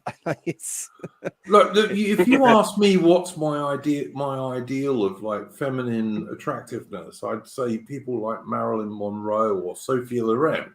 Like, that's pretty, all right? And yeah, they got tits and ass and all the rest of it. Of course they have, but that's not all they've got, And they're not out of proportion. But have you ever noticed? But the thing though is, in popular culture, when you have that sort of aesthetic, white 50s woman or white 60s or whatever it is, there's always like some sinister thing about her. Like Stepford Wives sort of behavior sort of thing, I think Stepford Wives was great, but we wonder where like anti-white attitudes come from as well, and it's it's places like that. It's same as like you'll see these people and they'll actually say like, inbred white people, and you're like, do you have any understanding of the world outside of like fucking shit tiered Hollywood films like The Hills Have Eyes and stuff like that. Oh man, But seemingly they don't. So. It's yeah, how they look, also represent, I don't get it. Men are designed to look at women and see a hip waist breast ratio. All right, we're just designed to look at that and like it. But you know, these completely out of proportion rear ends that some white women are sporting now are just ugly. I'm sorry, they are. They're just ugly. Have you noticed though, the only women who do sort of, I guess, reject the sort of Africanization of like their backsides is funny enough and more focused on the breast area are Jewish women, if you ever noticed that. Not complaining, but you know. Oh, you're talking about the Khazar milkers and all this kind of stuff, yeah? Yeah. That's what I'm referring to. Yeah. It's not a dig or something negative, but it's just something that you know, there are still certain groups out there that still adhere to that. So it's not like a universal thing across the board, so to speak. Well, I mean, look, Israel gets a pass on lots of stuff, doesn't it? No, they don't. Yeah. Not with me. So you know, no, I mean, they get a pass in terms of like a lot of the mainstream media, etc. Ataman is what I mean. Like they're allowed nationalism. They're allowed nationalism that we're not. Well, I mean, that's the topic in of itself, isn't it? Like Israel actually gets a lot of critique in the news, but it's always very toothless and doesn't go anywhere. No, because you can't. I wasn't referring about Israel. Yeah, I was thinking of like Ben Shapiro's sister or something. Friend says I'm not longhouseable. No, I'm not longhouseable. Absolutely, I'm not. I'm sorry. Like, I just laugh at all that stuff, to be honest with you. I would say, guys, go and watch Red Hawk. If you're a young bloke, go and watch Red Hawk. He does some good streams on his channel. You may not be up to spinning plates and game and all this kind of stuff, but he actually does talk about some quite useful stuff for young men. And as he said on a recent stream, a woman. Yeah, which is kind of useful to know, particularly if you were brought up in a single mother household, as sadly increasing numbers of young men are, because you know you're not going to learn that from your mum. I would say go and watch him and take what you want from it and use it the way you want to use it. You don't have to use it to spin plates and all this nonsense. Use it to just find a decent girlfriend, even. And as he said on a recent stream, actually, if you look at competition these days, it's never been lesser than it is because there's so many soy boys around. If you've got a certain amount of common sense, of course. So, you know, I would say go and check that out. All right, the one I was just going to bring up briefly was obviously, what's her name? The Poison Dwarf from Scotland, who's recently suddenly retired, replaced by Hamza Yusuf, that like totally Scottish Highlander guy, who looks great in a kilt. And why her house has like murder tents all over the garden, 20 cops in the garden, apparently supposedly about $600,000 at least, £600,000 at least, has been stolen from the people of Scotland, as many people are saying on social media. Although it looks much more like a serial killer investigation if you look at it from the outside. What do you guys think of that stuff? It's like Fred West, like yeah, exactly. That's what I've seen people saying. It looks like Fred and Rose West. Yes, absolutely. Yeah. Yeah. So I it was I think it was some point last week. You had her husband was arrested, and he was like the chief financier for the SNP. And he was also there responsible for the the keeping tally of the membership, so that and sending out the voting slips for the leadership election between Hamza Yusuf and that other Katie something or other. Can't remember. You mean the genuine Scottish woman who belongs to the Scottish Church? Yeah. yeah, the genuine. Yeah.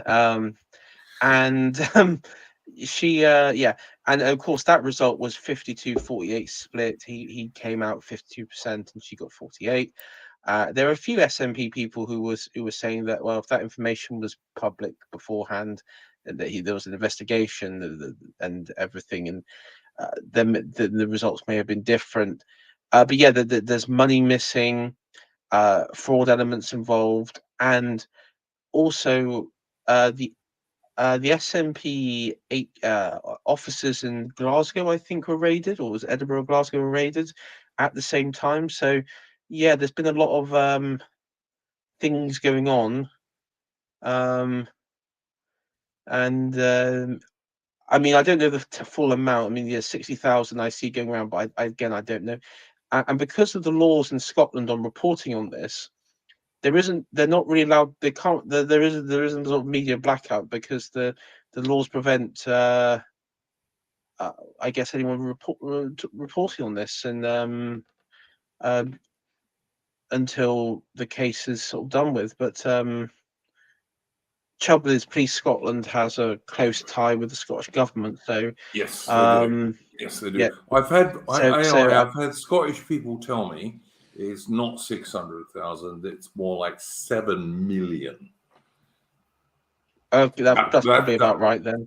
I've had Scottish people telling me it's £7 million, which is like, I don't know what, $8.5 million, something like that. So that's like half the economic wealth of Scotland, isn't it? Yeah. Well, it's a lot of their budget. It sure is. Yes. Yeah. Now the obvious question would be: hold on a sec. If the Police Scotland are in the pockets of the SNP and everything else, why are they turning on their own? And that's a good question. And the answer to that is Tony Blair and Labour. Yes. And Labour. And this is if people have been following politics, or even the party politics side, in the UK, you've noticed that there have been a few notable shifts in Labour and in the political sphere, where Labour are basically getting tough on crime, tough on the cause of crime, but also there's been this great push. Starmer did with the grooming gangs. Yeah, exactly. But one of the biggest problems for a Labour victory is Scotland, because they need those seats in Scotland. They need, I think, between like 25 and 40 seats in Scotland to have a reasonable aspect, or like a real reasonable prospect of a majority. Would I be correct in pointing out to people who are not familiar with British politics that the Scots are vastly overrepresented in Westminster compared to the English? Like they have a lot more seats for under 6 million Scots than the however many millions of English do. They get a lot more seats. So Scotland is vastly important to the Labour Party and indeed to British elections generally. Yeah, most of the seats in Scotland, if you were to look at electoral map in Scotland, you probably wouldn't really see them, but most of the seats in Scotland are in the central belt. So that's from Edinburgh, that's from Fife down to Edinburgh, and then across to Glasgow and the Clyde and everything, and it's around that. And there are so many small seats, which if you look at elections back in the going back into the last century, you would see Labour would dominate all those seats. You did have a few patches of Conservative wins here and there, but overall it was Labour control. And the Highlands often had Conservatives, and quite a lot of Liberals. Yeah, so like the Highlands would be Liberal, North East Scotland would be between the Conservatives, and later on it'd be that and the SNP, and then like Perth and Stirling in central Scotland would be more conservative, and but of course that all changed beyond John Major's time into Blair's time, and yeah, the Tony Blair right back along. I think it was straight after 2019 election, and he was doing like a breakdown of the results and what Labour needs to do going forward, and so Corbyn was out at this point. He said that the first step is that they need to get those Scottish seats back. And of course, isn't it surprising that the wee poison dwarf goes away and gets replaced by a Pakistani just before Labour's going to have this big election coming up, and of course Rishi Sunak, who is detested by most even conservative people, isn't going to do well. Like the Conservatives are lining up for their worst ever election result, certainly since World War II. And isn't it surprising that, you know, Labour's going to get this enormous majority of the next election? And there's been it's almost polling. Like it's almost like it was planned, don't you think? Yeah.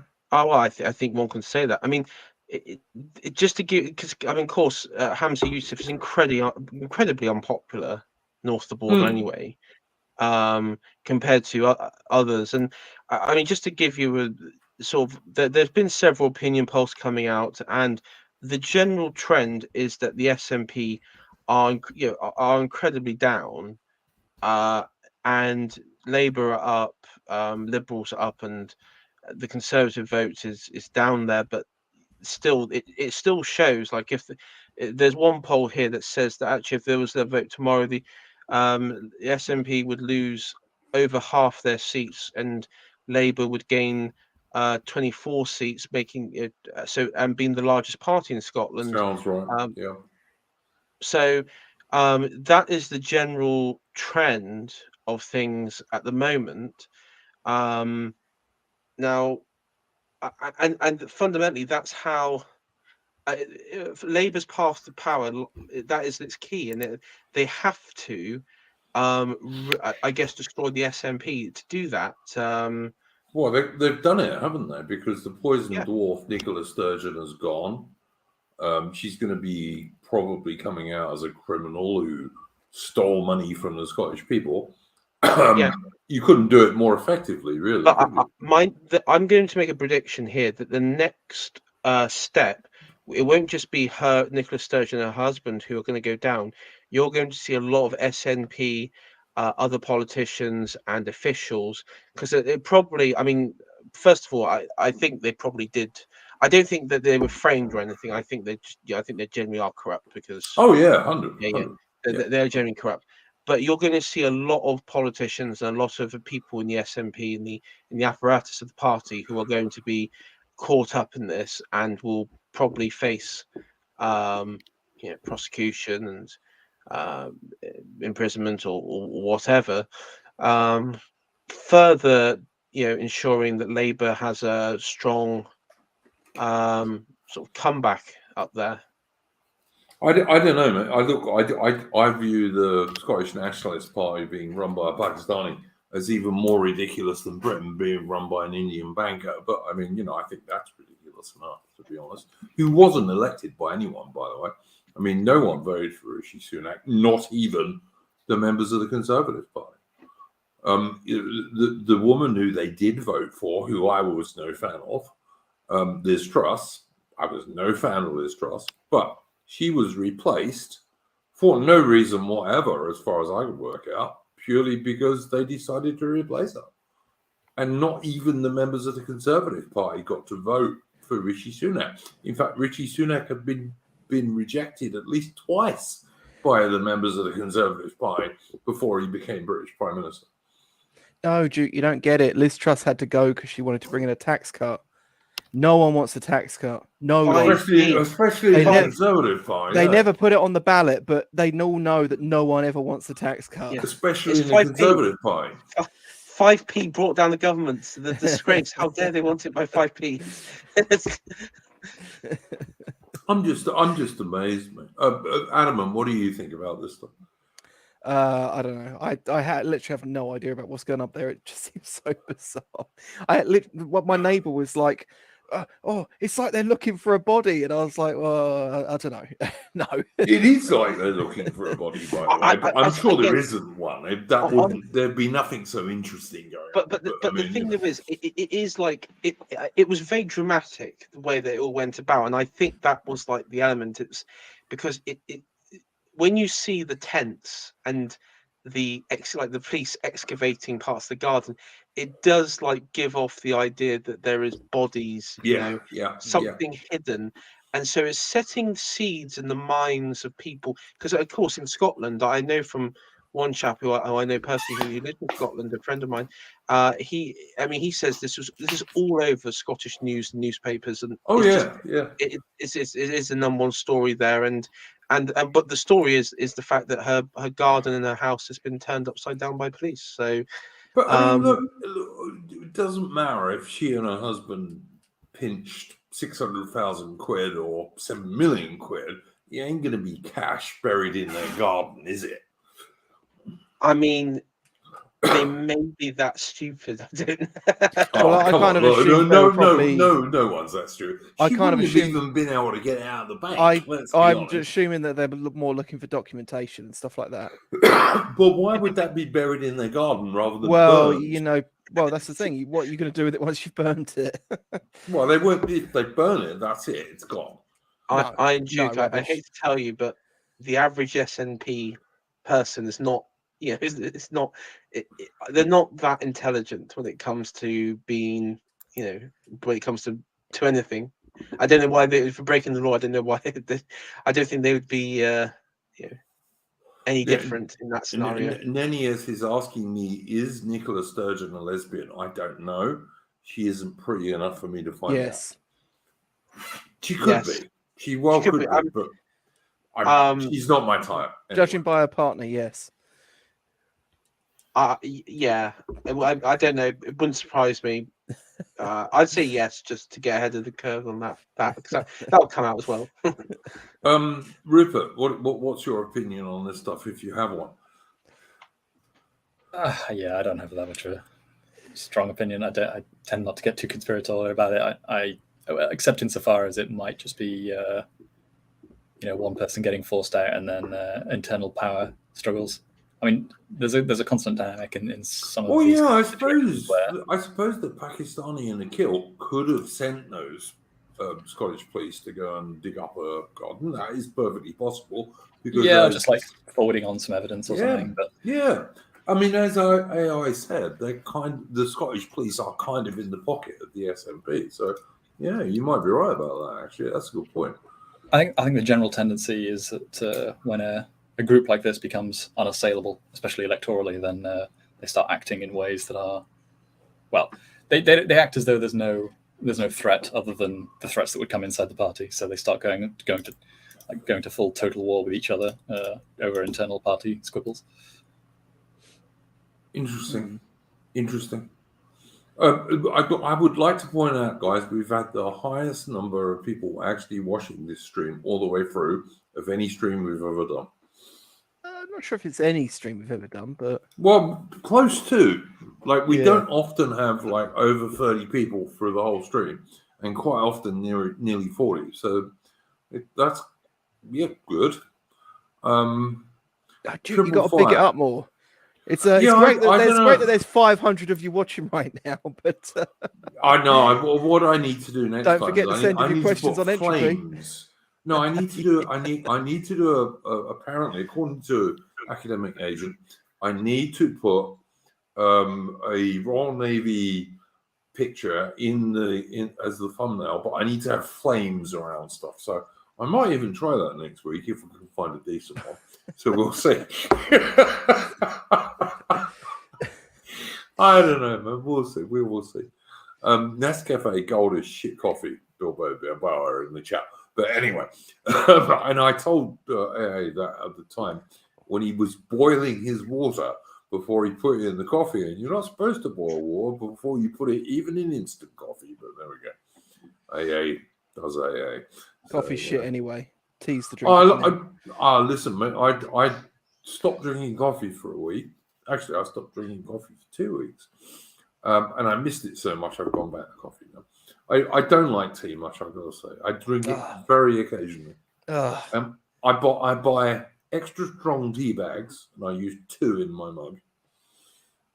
What was the Just point? What's the view account on it now? Yeah. What was the point in all those centuries of empire if the actual item of conquest is not even enjoyed by Brits today? What was it all for? I've just never been a big tea fan, mate. Honestly, most British stuff I do like. I love bacon and eggs. I love roast beef and Yorkshire pudding, steak and kidney pie. You know, all that stuff. Love it. Yeah, I'm literally the only tea drinker in my office, but I sometimes think that like with a lot of old good English food as well.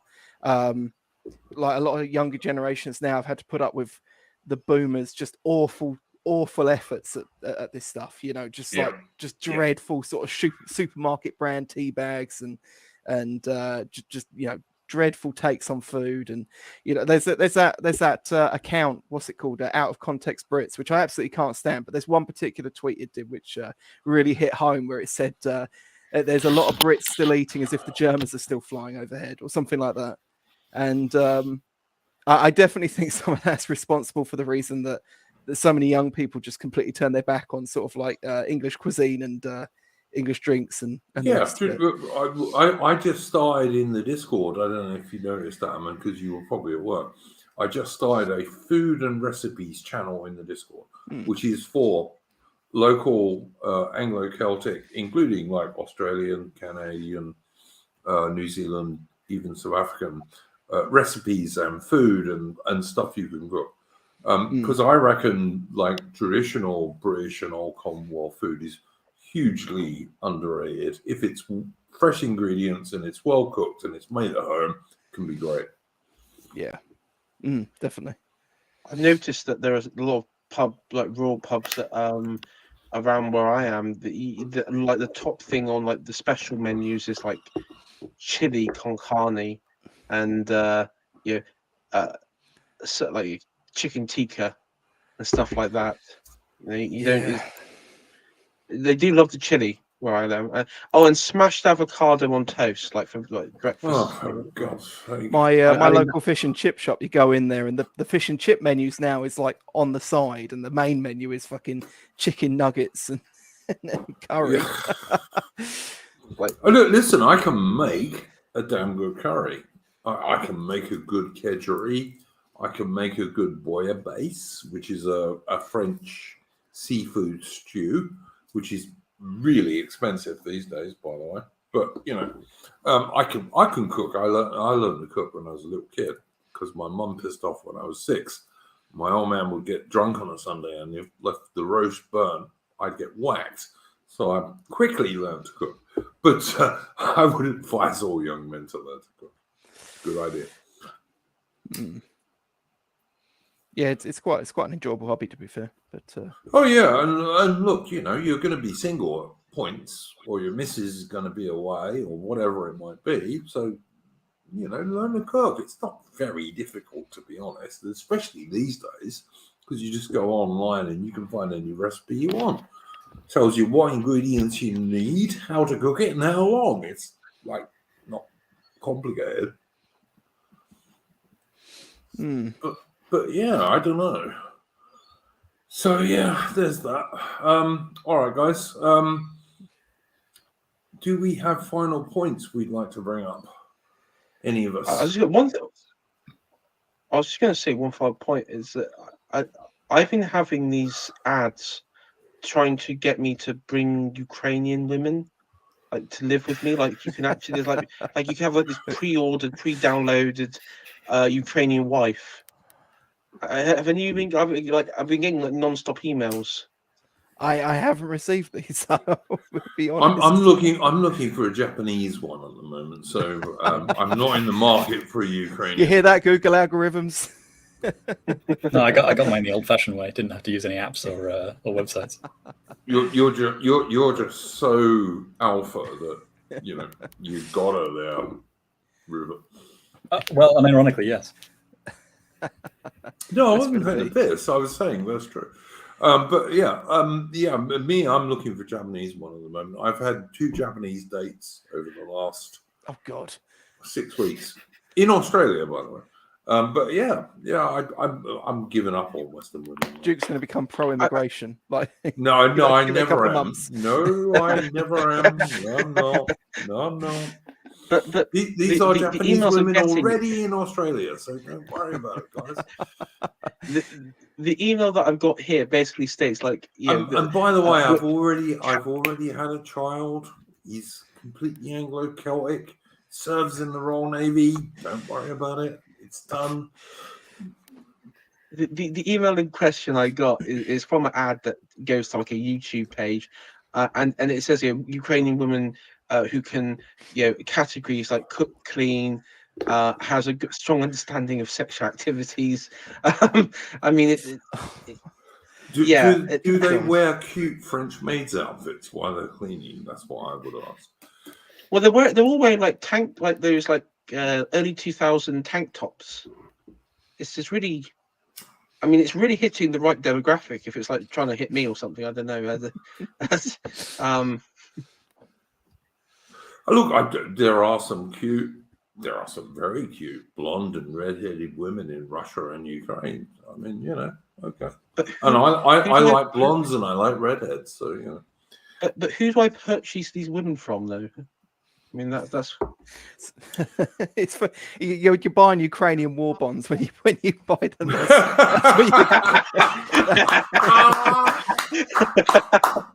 Oh, well said, Arvin. Well said. actually, you say that jokingly, but I actually think there may be some truth into that.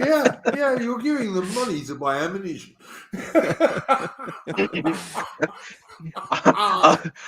I'll take two blondes, please. 2 blondes and a redhead, please. Yeah. Yeah. You know what's going to happen? You just get 2 extra thick artillery shells named after you. Do you?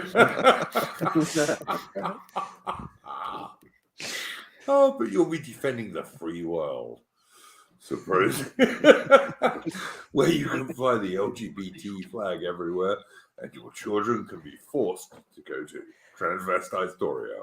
Yeah, there is some old guy somewhere who's basically got like a harem of Ukrainian women. And he's like, I'm doing my part. I'm convinced I'm convinced that they'll be sending these emails off to like alt-right accounts, people with alt-right accounts to basically get them to come round on the Ukrainian side. offer them like. I mean, some of these women literally look like the perfect like Hyperborean like blonde Aryan wife material. There's quite a lot of those girls in Russia and Ukraine. There are, it has to be said. 555 says Duke should land one of those Sudanese lassies of Melbourne.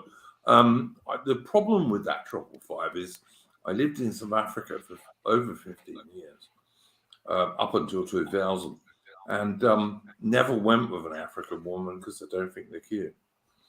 Yeah, the problem with that. When I say an is African woman, I mean a black African woman. You understand? South African white women, yes, very cute, loads of them. But South African black women, not my taste, I've got to say. No, he's just got yellow fever instead. Not really. No, it's. I look, mate. I'm quite old. I'm 58 now. I was 58 like a couple of weeks ago, and I'm just over white women because they're just too much. They're too much hard work. Yep. I can't be asked with it anymore. Like I'm not I don't know. interested. I think those Southeast Asians. I think they're deceptive in their standards.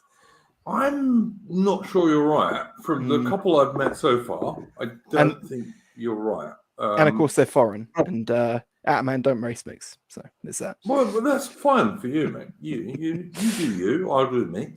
But yeah, I don't think you're right. I think they are a bit more traditional. Problem is, you're going to be compromised now as well. When the day comes that we're going to load these people on the container ships, you're going to want to keep your waifu, and it's going to cause a ruckus. I've already said, and if that day ever comes, mixed race guys will get a bit of a break. For me, doesn't mean anyone else. They'll get a bit. What I would do is what I'm trying to say here is mixed race people would get a break, and people's wives and husbands would get a bit of a break, because I'm not entirely uncivilized. You can actually make the order for these women through, like, it takes me to the .gov UK website for homes for Ukrainians. Are we hearing a real-time walkthrough of you exploring this website? Yeah. I'm looking at it now. Apparently, I have to provide enough space to live comfortably, easy access to affordable public transport. Well, they won't be going out; they'll be chained up in the lounge, so they won't be going out anywhere. Shops and restaurants nearby.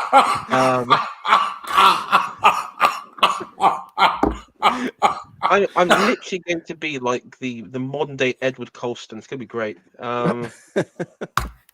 Oh man! Employment opportunity. Well, they won't be working. Be working for me. Won't be allowed shoes. Will be Actually, naked and in the kitchen.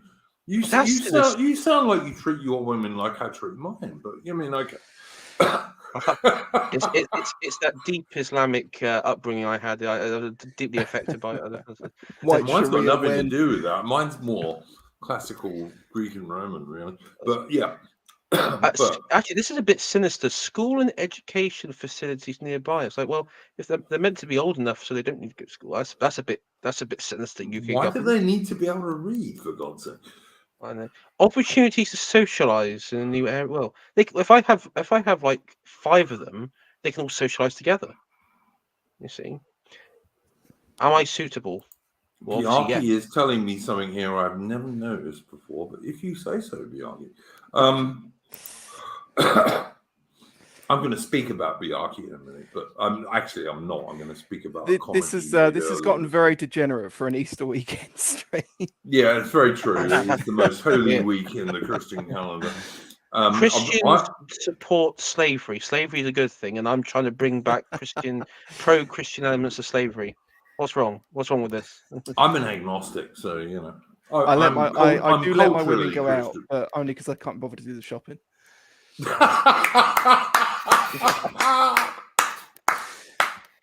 That is brilliant. Next hot take: book breaking is a truly Christian activity. I don't know. That sounds a bit gay to me. I've got to say, Mitch. So, I won't go for that one. I must have. Look. Anyone else got anything humorous to add? Seeing as I'm going through the application on the website. I want to see how far. Oh, okay. Carry on. I'm just going. Sorry, go carry on. I was just going to say on that note, I am going to have to head off because I've got to get up quite early tomorrow. So, Ataman, thank you very much for joining us. I know you only just got home from work before you did. You're always most welcome on the stream, mate. Thanks, man. Go on. No worries. See you all later. See ya. Sorry.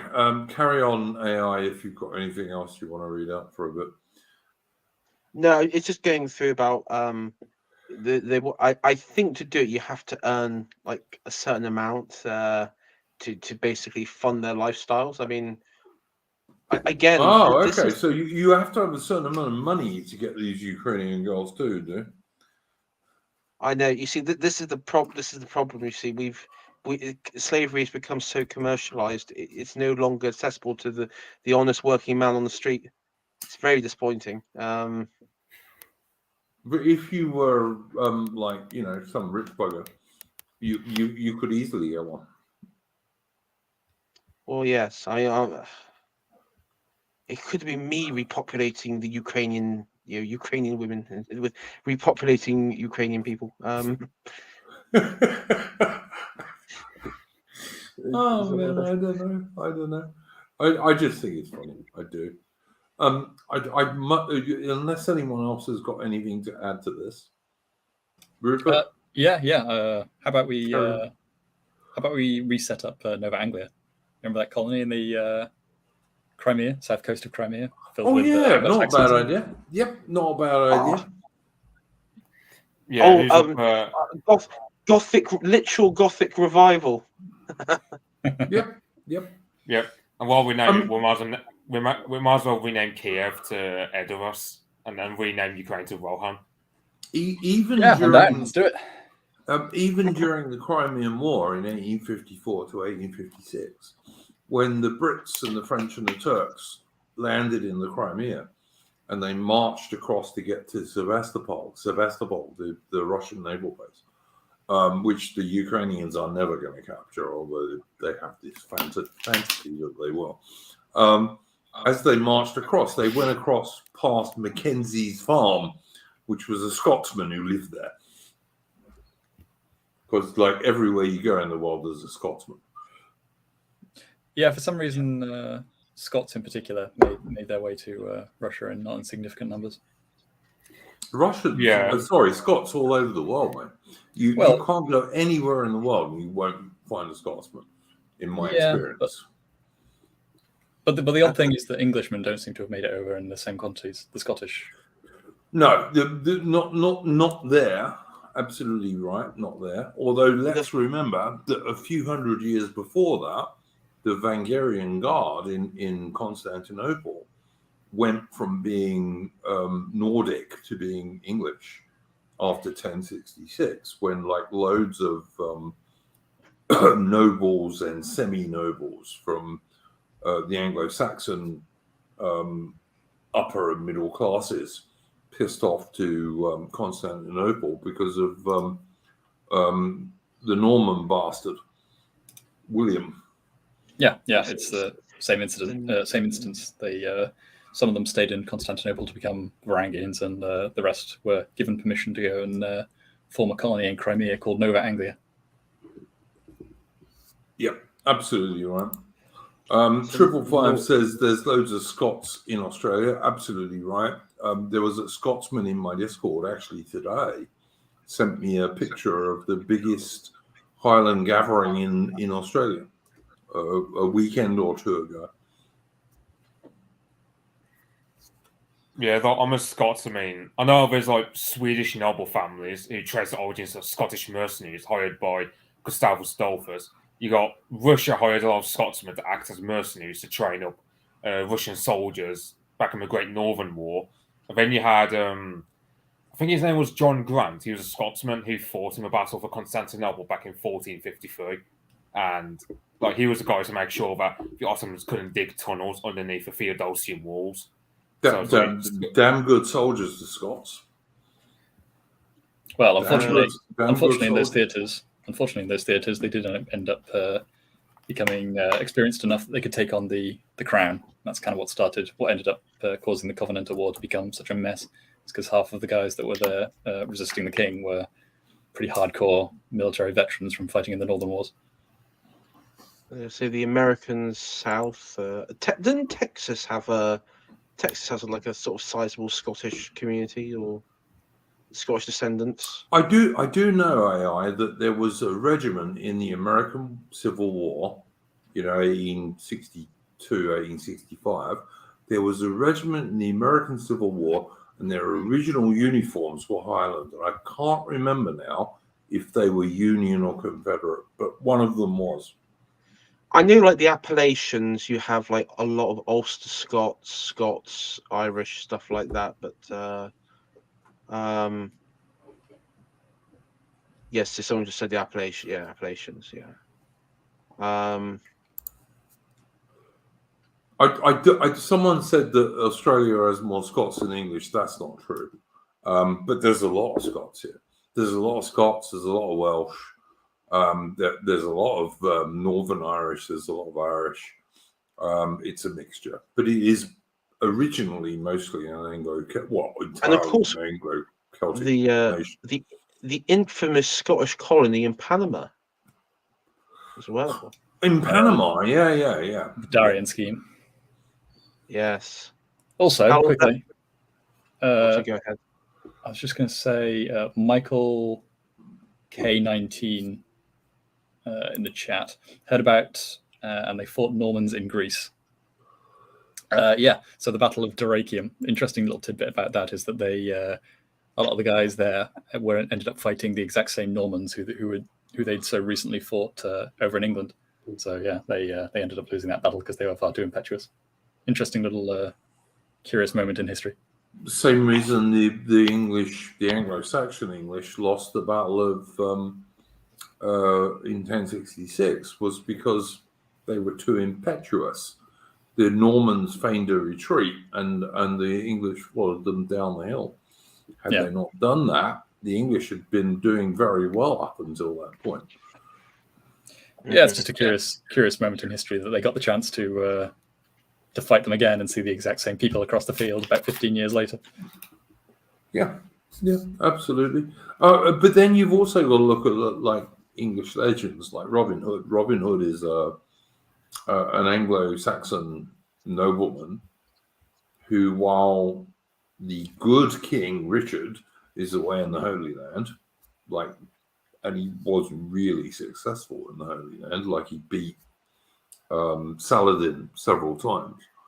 While the good King Richard is away, Robin Hood, the Anglo-Saxon nobleman, leads a load of Anglo-Saxons in the Greenwood against the evil King John and the Sheriff of Nottingham and so on.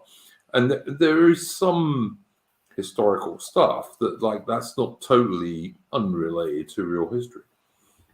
I do like that sort of stuff. I mean, I've been actually reading for my own channel coming up. I was going to do I'm doing stuff on Greek mythology, the concept of love and everything. And one of the things I'm covering is the from Cyrilian, Beren and Luthien, and very much Beren is very much introduced as a Robin Hood style character in the start.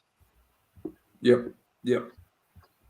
I mean, I often think that in mythology terms, Ned Kelly is Australia's Robin Hood. I mean, I'm not saying they're the same, and obviously you're much more recent, but I think there is definitely a mythological link there, if you like. Yes. I know that Nathan C.J. Hood, who has an excellent channel that I would recommend people to go and subscribe to, he's been doing stuff about mythology and what have you. And very often, Alice Little in the chat is right. In America, you have Jesse James, Nick Kelly, Robin Hood. I think these characters are related in mythological terms. And they're all kind of Anglo-Celtic people. Who was the really early frontiers who died at the Alamo? What was his name? Davy Crockett. Yeah, Davy Crockett. Yeah. Okay. Yeah. Because in my mind, he's like the face of frontiers, like frontiers culture, like name and in like the way, because he had like the hat and.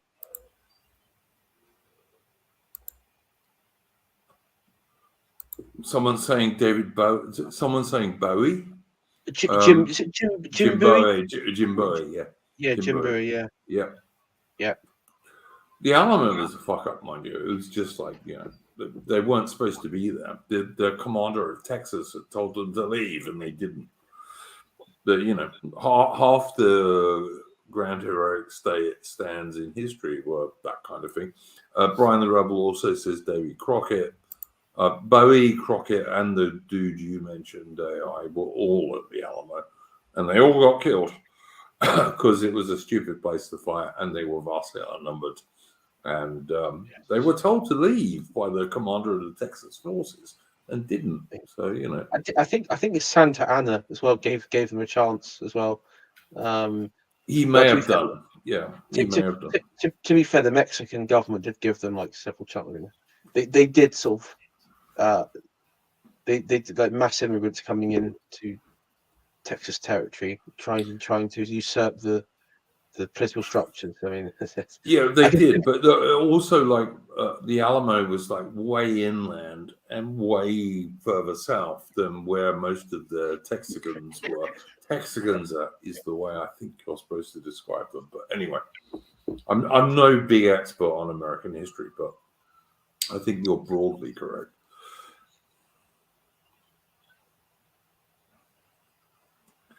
Brian the Rebel says Santa Ana was the Talleyrand of Mexico. I don't know about that, mate. Talleyrand was I know that he crushed. an intelligent man. I'm not sure Santa Ana was in his league, but I know that his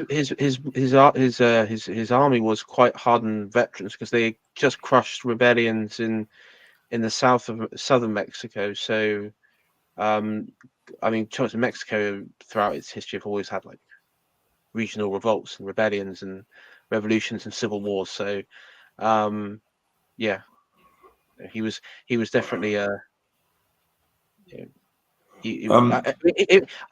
think he's remembered as being quite cruel, which is, I guess, yeah, fair.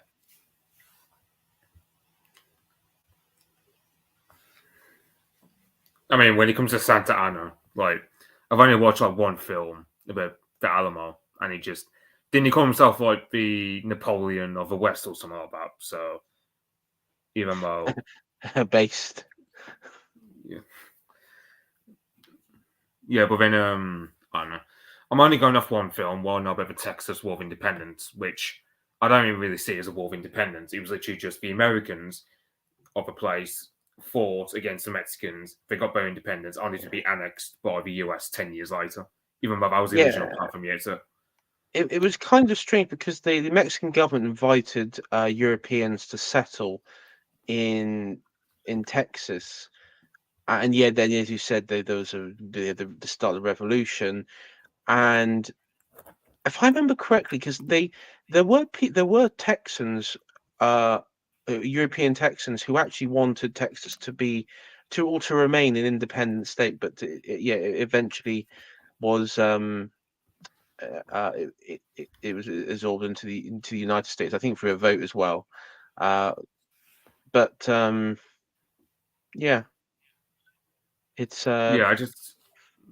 it's a very weird parallel because I mean you had Texas and California, which had a lot of like white people settled there, who then set up their own separatist republics to get rid of the Mexicans, and it's like a very interesting parallel to like the Donbass and their republics.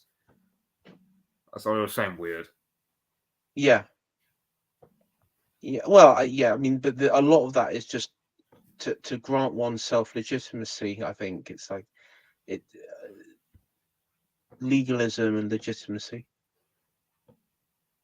Someone just, Alice said the same thing happened in Hawaii. The monarchy of Hawaii was expelled by American settlers, and consolidated power for the U.S. U.S. government. Yeah. Of course, Hawaii. What was different with Hawaii? It wasn't made a state until 1950. What was it, like 1950, 1952, something like that? All right, guys. Sorry, Mitch. What were you saying? Oh, I think Alaska was made a state back in like 1959, if I remember correctly. Because I remember reading something like for a territory to be declared a state, it had to have at least 60,000 people, I think, or something. That was what used to be called Russian America, yeah? Yeah. Yes.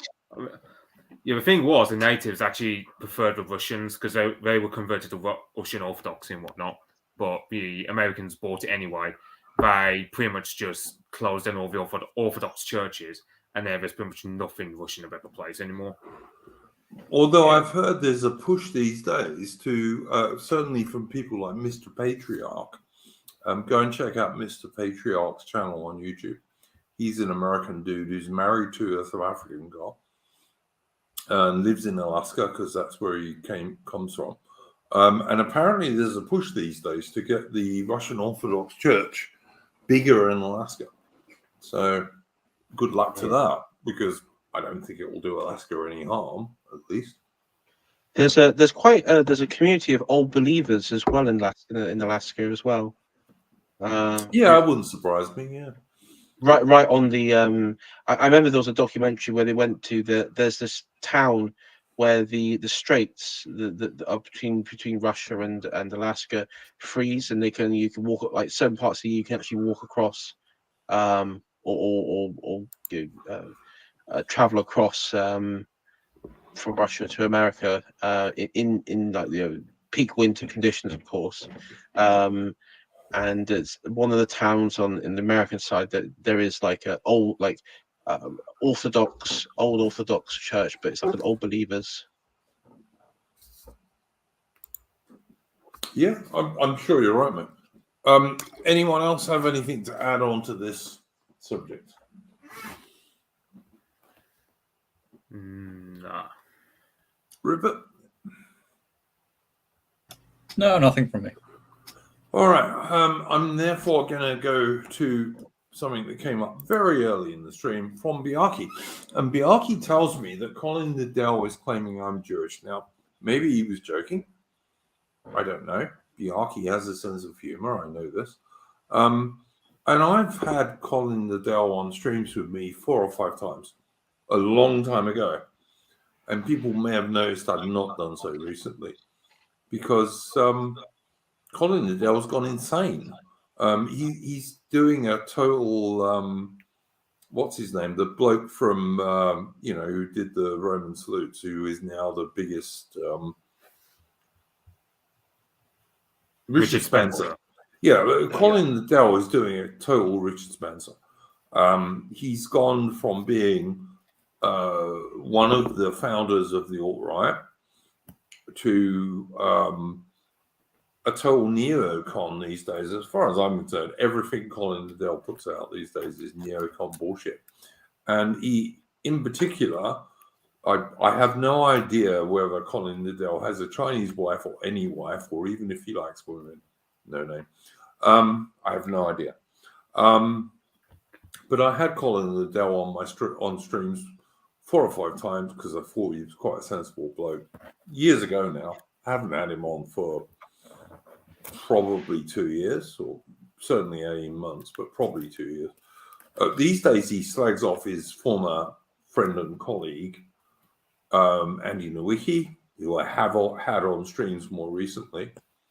And I like Andy Nowicki. He seems a reasonable bloke. I like him. I'll have him on a stream again soon, I hope. He seems a nice guy and a good guy. Why Colin has it in for Andy Nowicki, I have no idea. But if he has it in for Andy Nowicki, he obviously has it in for me. He put up information about my son on his website, which to me, I would never do. Like, even if I really hated Colin Liddell, I wouldn't put up information about his son. So, like, if he's claiming I'm Jewish, he can get fucked because I'm not. It's Sunday here, and my Sunday lunch is going to be roast pork, so wouldn't be very good Jewish guy if that was the case. My mother was Roman Catholic, and my dad was Church of England.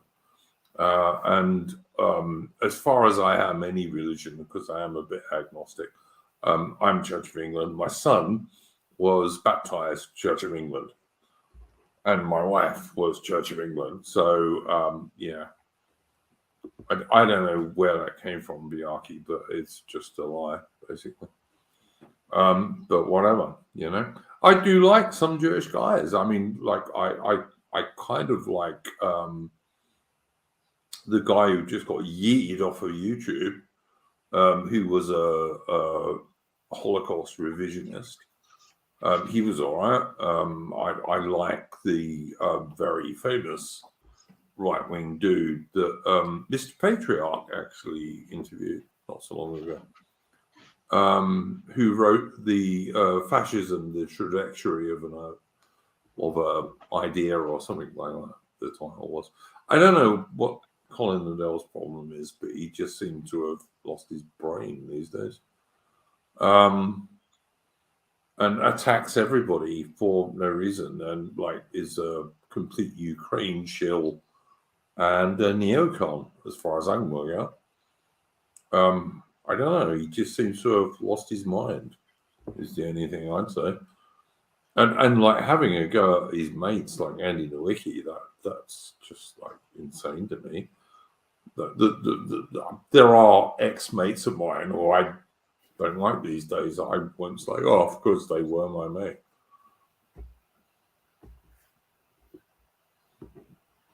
Biaki says you'll ruin Colin. Well, I have no interest in doing that myself. I just try and tell the truth.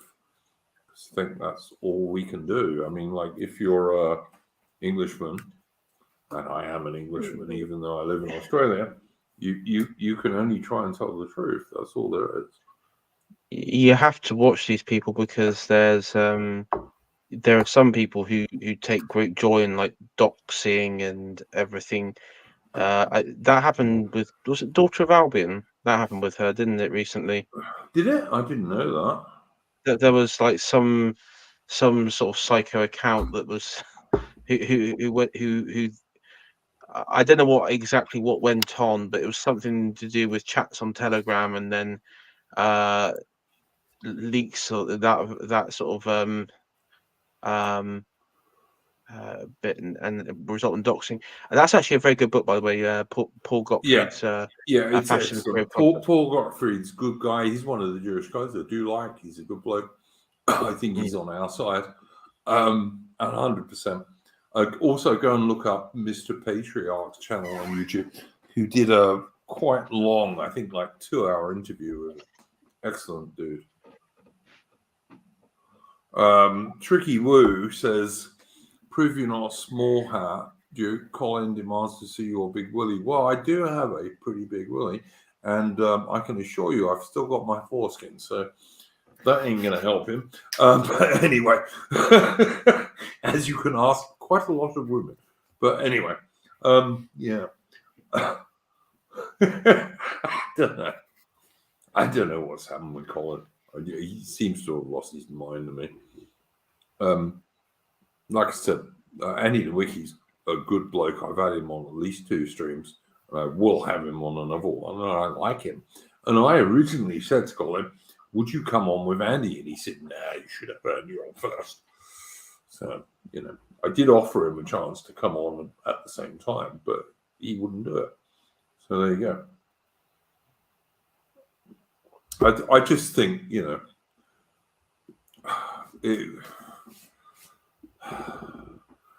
I hesitate to say act the white man, but act the white man, you know what I mean? Well, don't behave like a wigger, sort of thing. Yeah. Yes. Absolutely. Absolutely. I don't know.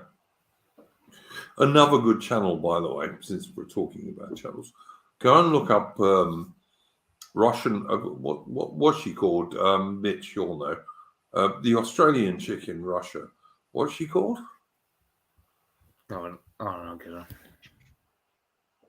Please find her for me. You'll be able to find Russian her. Russian Homestead Girl. Yeah, Russian Homestead Girl. This is an Australian chick who I think is married to a Russian bloke and lives in Russia. And her streams are in Russian. She speaks pretty good Russian, I think. But they've all got English subtitles. Go and watch them. They're quite interesting because like she lives like out in the wilds of Russia. She doesn't live in the town. And they seem pretty good, normal people to me, to be honest. Yeah, I heard something like they were getting brigaded by a lot of shitlibs because this one Russian shitlib who I used to follow before the war, he made a video where he's like, where he was taking a piss out of all these Westerners moving over to Russia because that's the thing, the most contemptible life form any of us will ever come across is a Russian who is pro-Western and he was very self-loathing to the point where they just hated everything about Russia. Yeah. I mean, how often do we see that, Mitch, in UK? How often? How many Brits, and for that matter, Australians, Canadians, Americans, how many of us do we see who are real, like, white people in those countries, but actually hate those countries beyond belief? So the Russian version is just that, isn't it? Yeah, so well, for example, if you get these people, they'll complain about, oh well, in the West, because for example, there's a lot of people on Reddit saying that they want to kill off all Russian people, and I'm just saying to these Russian liberals who are moaning about it, I go, well, you support these people, that you're on the same side as these people, and you're acting all surprised that the West, for example, they complain about video games being very anti-Russian, but then they support the same West that outputs these video games. And then there's also Russian libs. They complain about, how everyone hates them, like Western liberals hate them because these Russian libs never did a colour revolution against Putin at the start of a war, and they're only leaving the country because they don't want to get drafted. So Western libs see them as not sacrificing enough, and then Russians hate them because they see them as traitors to the country. So, yeah, all I would say is, I suppose that's another big good news is, like, all the Russian liberals, I mean, they're the most hated life form on this planet I can think of. You get Western shit libs. For all that they say and do, they will at least hearken to something in their country's history. Like, you'll get, for example, shit libs in our country will still hearken to the Lib Dems or Corbyn or whatever. Russian shit libs, nah. There's just everything in Russia is completely unredeemable. It's all bad. Mitch, So, AI is about to head off. So, AI, thank you for joining us. Anything you wanted to plug before you leave? No, just check out Nathan Hood's channel. It's really good content he's got going on there. Nathan Hood is excellent. I agree. Nathan Hood, Nathan CJ Hood. He did there was I don't know if you can find it, Iron Duke. He did a lecture at I think a Church of Scotland, one of the Church of Scotland sort of event where he was reading. He was presenting like an essay on the Tolkien's influence on Christianity. There was like a recent one he did, like a speech. He does lots of good stuff on British mythology and all that kind of stuff. And I will also say Nathan CJ Hood on his YouTube channel has Wagner Day coming up towards the end of this month. Yeah. Go and check that out, dudes. It looks really good. It looks really good. And AI has his own channel. Go and check out AI's channel. I got a few new streams up there with Nathan Hood in chat, so sort of playing off each other. So yeah. Check all right. Thank you very much for joining us, AI. That's right. Thanks for having me on. Thanks. Mate, you're always most welcome. You're always most welcome. Great stuff. Thank you. Before I return us to Mitch, Biarki in the chat is saying people lied about Daughter of Albion being a coal burner. It's an infantile response. Look, I don't know if people did do that, Biarki. I never did. The only thing I ever saw about Daughter of Albion is someone showed me a photograph of her and I said, yeah, she looks pretty cute. That's the only thing I ever said about Daughter of Albion, because I did think she's perfectly reasonable looking woman. So yeah, that's all I'm going to say. Carry on, Mitch. I mean, I think I pretty much said my piece. I wonder when, the only thing I got to say is I wonder when Nathan's going to do that. Was it the Anglo-Saxon stream you said was going to do, or was it? Yeah. I've said to him, like, when he does his when he does his King Alfred stream, I want to be on that one for sure. Like King Alfred the Great. I wanna be on that stream. I really do. Yeah, I thought it was just general Anglo-Saxon stream about the entirety of Anglo-Saxon history. But well, he's kind of getting around it. He's doing a lot of stuff about mythology. He's doing a lot of stuff about writers, as AI just said, people like Tolkien, etc. So he's kind of going around this stuff. yeah, it's like, I mean, King Alfred's a very good figure, but like his he's the only English king to be called great, even though he wasn't truthfully speaking an English king. But like England was King Alfred's vision. Yeah, like it is a pity that he's not celebrated more. Like in the same way, I don't know. In the same way, 100%, and also, of course, he was Wessex. King Alfred's Wessex was the only place to totally successfully, in the end, fight off the Norsemen. It's the only place that did, because our warriors were brave enough to do so.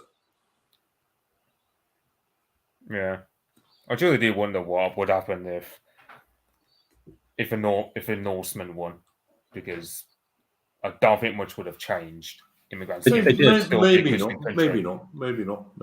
I mean, they did ultimately win. So, oh, hang on! You're going to try and claim that was William the Bastard of the Normans, aren't you? Oh no! I mean, as in through King Canute, and then essentially a succession struggle and a rebellion ended up returning local rule because the North Sea Empire just ended up being a bit too much for the Danish/Norwegians to actually keep a hold on it. Yeah, absolutely. And King Alfred's son, of course, was basically king of all England. Right up to the Scottish border. Yeah, that was his grandson, King Athelstan, I think it was, because he was it a battle of sorry, you might be right. Yeah, okay, it was his grandson, I think. Yeah, his son was Edward the Elder, which, to be fair, he conquered like the Midlands were liberated under him. Well, yeah, it was like the what was it? The 5 boroughs, I think they were called. Yeah. I remember watching a documentary about that. I might show it in the Discord later. Like there was a documentary made by History Time. Very good channel. I'll show. But then you also had Athelred the Unready, who just screwed it all up through just being ill-advised. His son, however, Edmund Ironside, was actually a damn good fighter, but it's a pity he died young, didn't he? I don't know if it was like tuberculosis or something, but yeah, he died. Very common back in the day. Yeah, because you had Edmund Ironside, which to be fair, when I was reading it at the time, it was slightly confusing because I'm pretty sure there's a World War I general by the name of that Edmund Ironside, if I remember correctly. Which I don't know, but yeah, and then. Yeah. But then again, Canute the Great, after he died, it all just fell apart and Edward the Confessor got in. Yep. And then you had Harold Godwinson, who destroyed the Viking era, who ended it all by Battle of Stamford Bridge. Yep. So, if he'd have gone a little bit more slowly, or he'd started a bit earlier, would have probably won the battle in Kent. Yeah, I gotta wonder, for example, the Battle of Hastings, yeah, it's essentially we had the Hussars, with 3,000 of them, who was sworn to their lord. They died fighting, every single man. Yep. That was, you gotta respect. But then also it's like the Normans suffered heavy casualties, but it didn't really matter. The fact was, the Anglo-Saxon ruling class were completely decimated, and the only heir to the throne you had was a guy called Edgar Athelin, who was 15 years old, I think. Yeah. He was living in. I think he was living in Hungary at the time, if I remember correctly.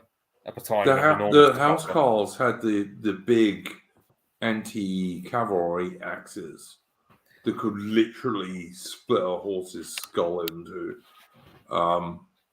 And as you say, Mitch, those guys died to a man around their king. Yeah, I mean, that's that's one thing.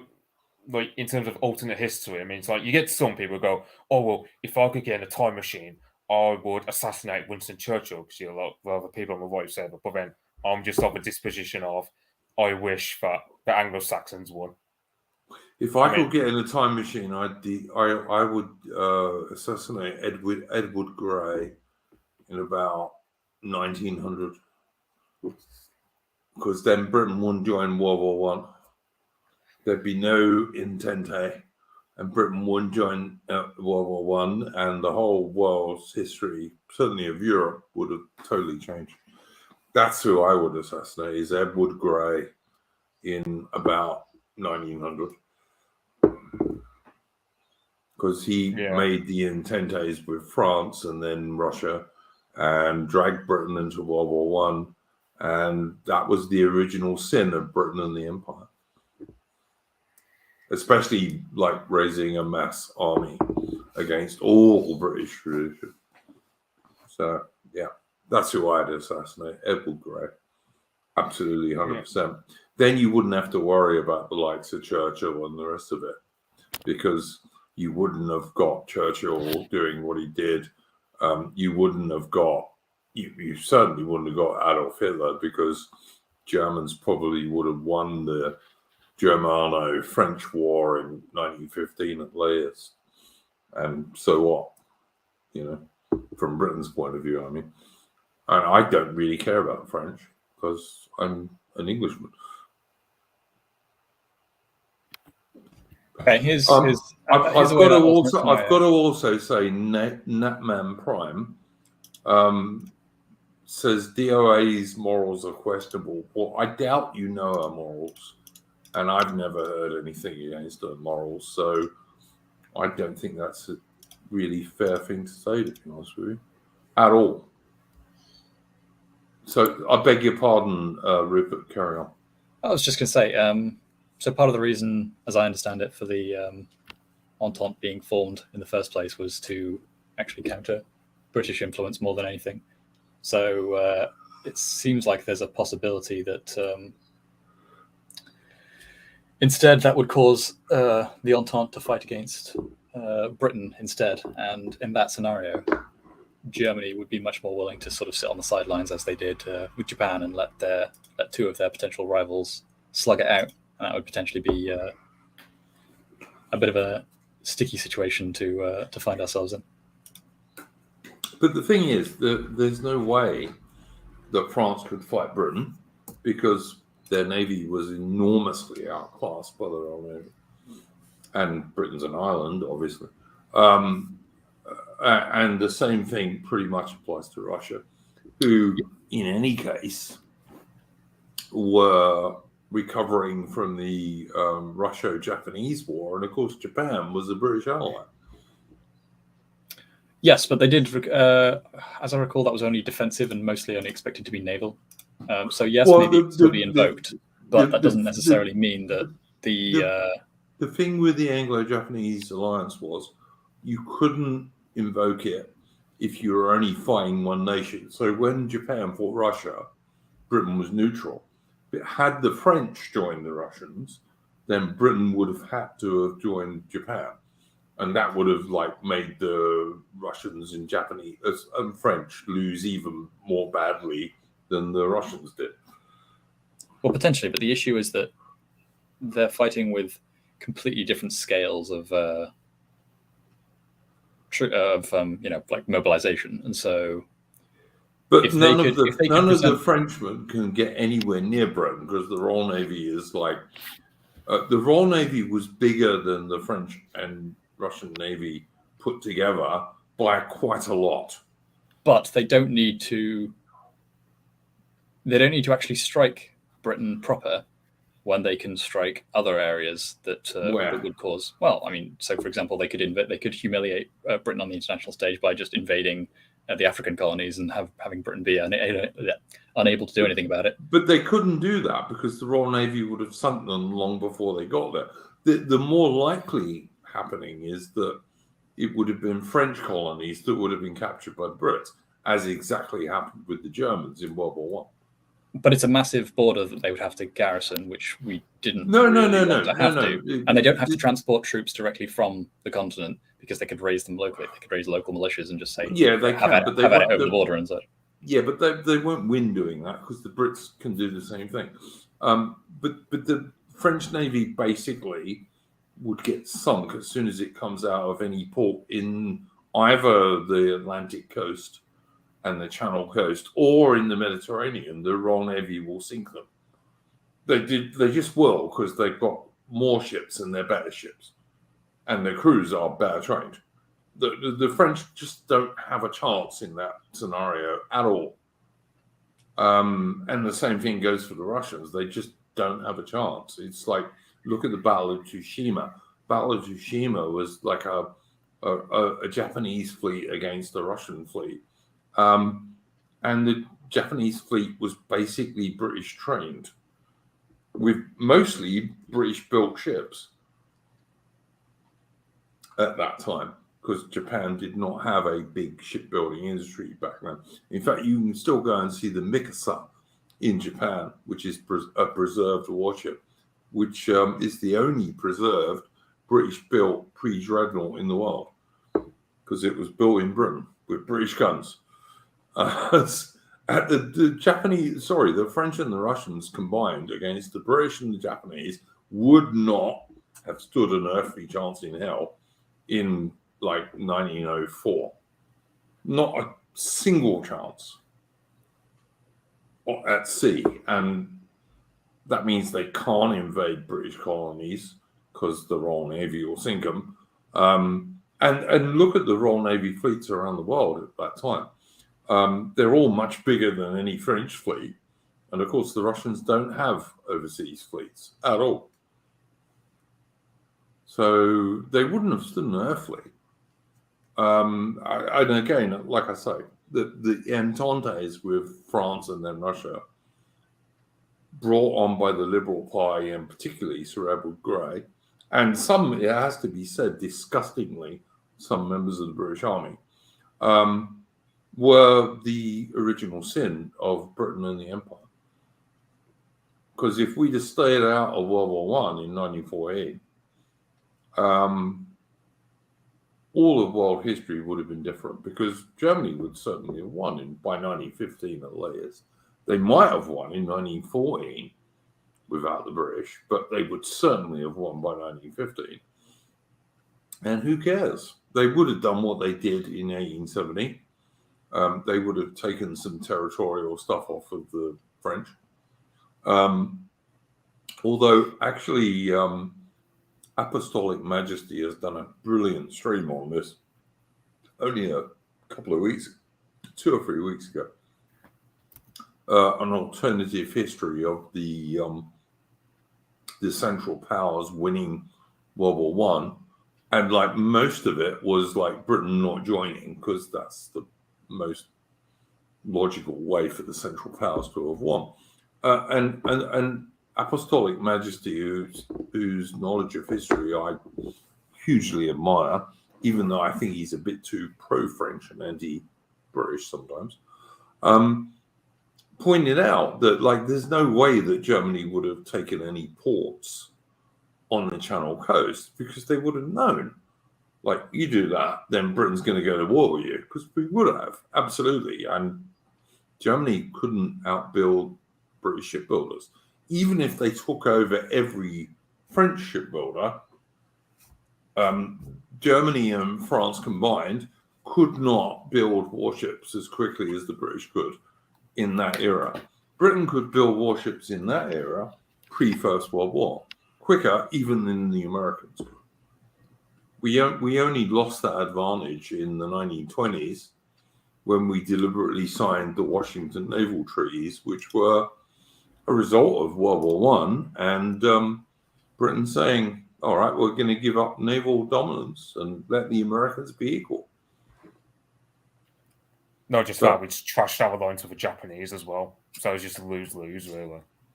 Yeah, absolutely. I mean, Britain gave up an alliance with Japan, which had been going for 20 years at that stage, over 20 years, in return for the Americans not giving the British an alliance at all.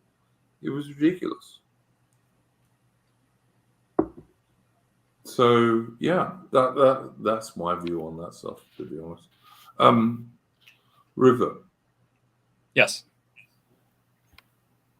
just your views.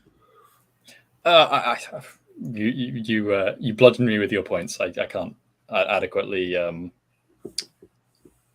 respond, but my sense is still that well, I mean, put it this way: Britain has rightly been paranoid about, to some extent, exposure to Russian force of arms, because there are ways for Russia to bring its army to bear, and that's not a problem that is perennially solved by British sea power, especially when there are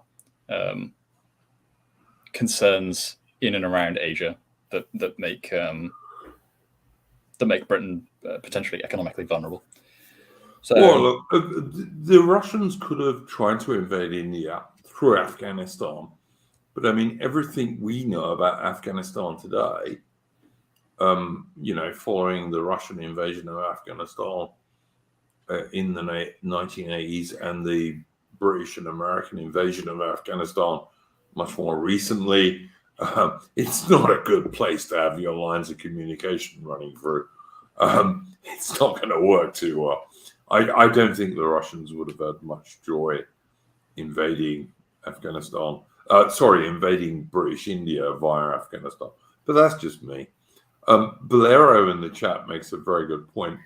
He's saying, don't forget, the Franklin's streaming in a few minutes. So, all right, we're probably going to stop sometime around now. Look, I'm very happy to do a stream at some stage about the Ententes and like why they were an enormous mistake for the British. In my humble opinion, but anyway, we'll see. Don't think we got any super chats. I will check, but I don't think we have. Nope, we haven't got any. So there we go. No surprise. So, all right, guys. Anything you would like to plug, Mitch or Rupert? Yes, I've got a stream coming up with Semiagog about the Japanese sort of secret societies and secret service and intelligence services, which is going to cover quite a lot of the Russo-Japanese War, relevantly to the conversation we were just having. That sounds really interesting, mate. Cool. I like Semiagog. He's got a really interesting channel. Cool. Yeah, I think the last stream that I did with him on the Okrana is probably some of the best content I've ever produced. So yeah, I watched that. That was a very good stream. Go and check that out, guys. It's excellent. But like I said, I think Semiagog does some. How can I describe it? He does streams that are not straight down the middle DR, but are very interesting. DR in the sense of this sort of right, but they're very interesting. He's a good dude. He does some good streams, and obviously so does Rupert August. Thank you. On top of that, I've got a stream coming up with Nathan Hood talking about great restorers, kings. Cool. That sounds good. I like Nathan Hood. He's also got a good channel. Please remind him, Rupert, that when he does Alfred the Great, he's got to invite me onto that stream, yes. please. Yeah, I will do. We'll get into it at some point, I'm sure. Okay. Anything you'd like to promote, Mitch? There's like that History Time channel I talked about earlier. I might just show one. I was talking about like they do damn good history documentaries on like the Anglo-Saxons versus the Vikings. So I'll just show one of them right now. Cool, man. Cool. That's excellent. Bolero, yeah, I tend to agree that there are a lot of good Anglo-Saxon kings. I'm an Anglo-Saxon bloke, so I'm a bit biased in that regard. But yeah, all right. Please do like and subscribe to the channel, and we will see you next week. Although I suspect I might be doing a stream midweek before that. Biaki says, by the way, hail to the Mars.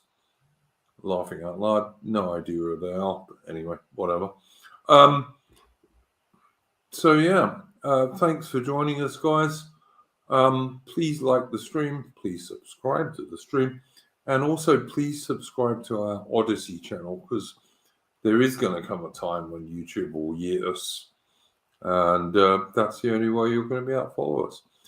Thank you very much to my guests this evening, and we'll see you in a week at the most. Go on. And before I leave, of course, I'm going to play us out a tune from Patriotic Archive, which is a excellent channel.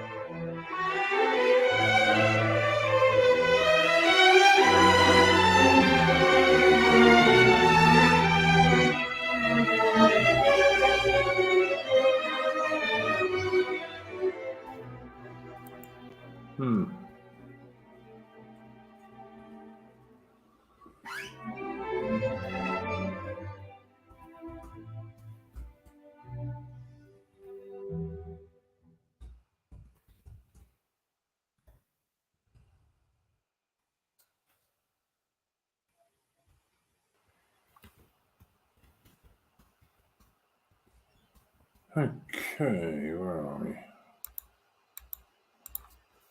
Okay, so that was Algar, of course, the most English or British anyway of all composers. And the painting was Windsor Castle across the Thames at sunset. And I've sailed in a boat past that view quite a few times. Happy Easter, Biaki in the chat. To you too. Thanks for joining us. And like I said, we'll see you next week at the same time.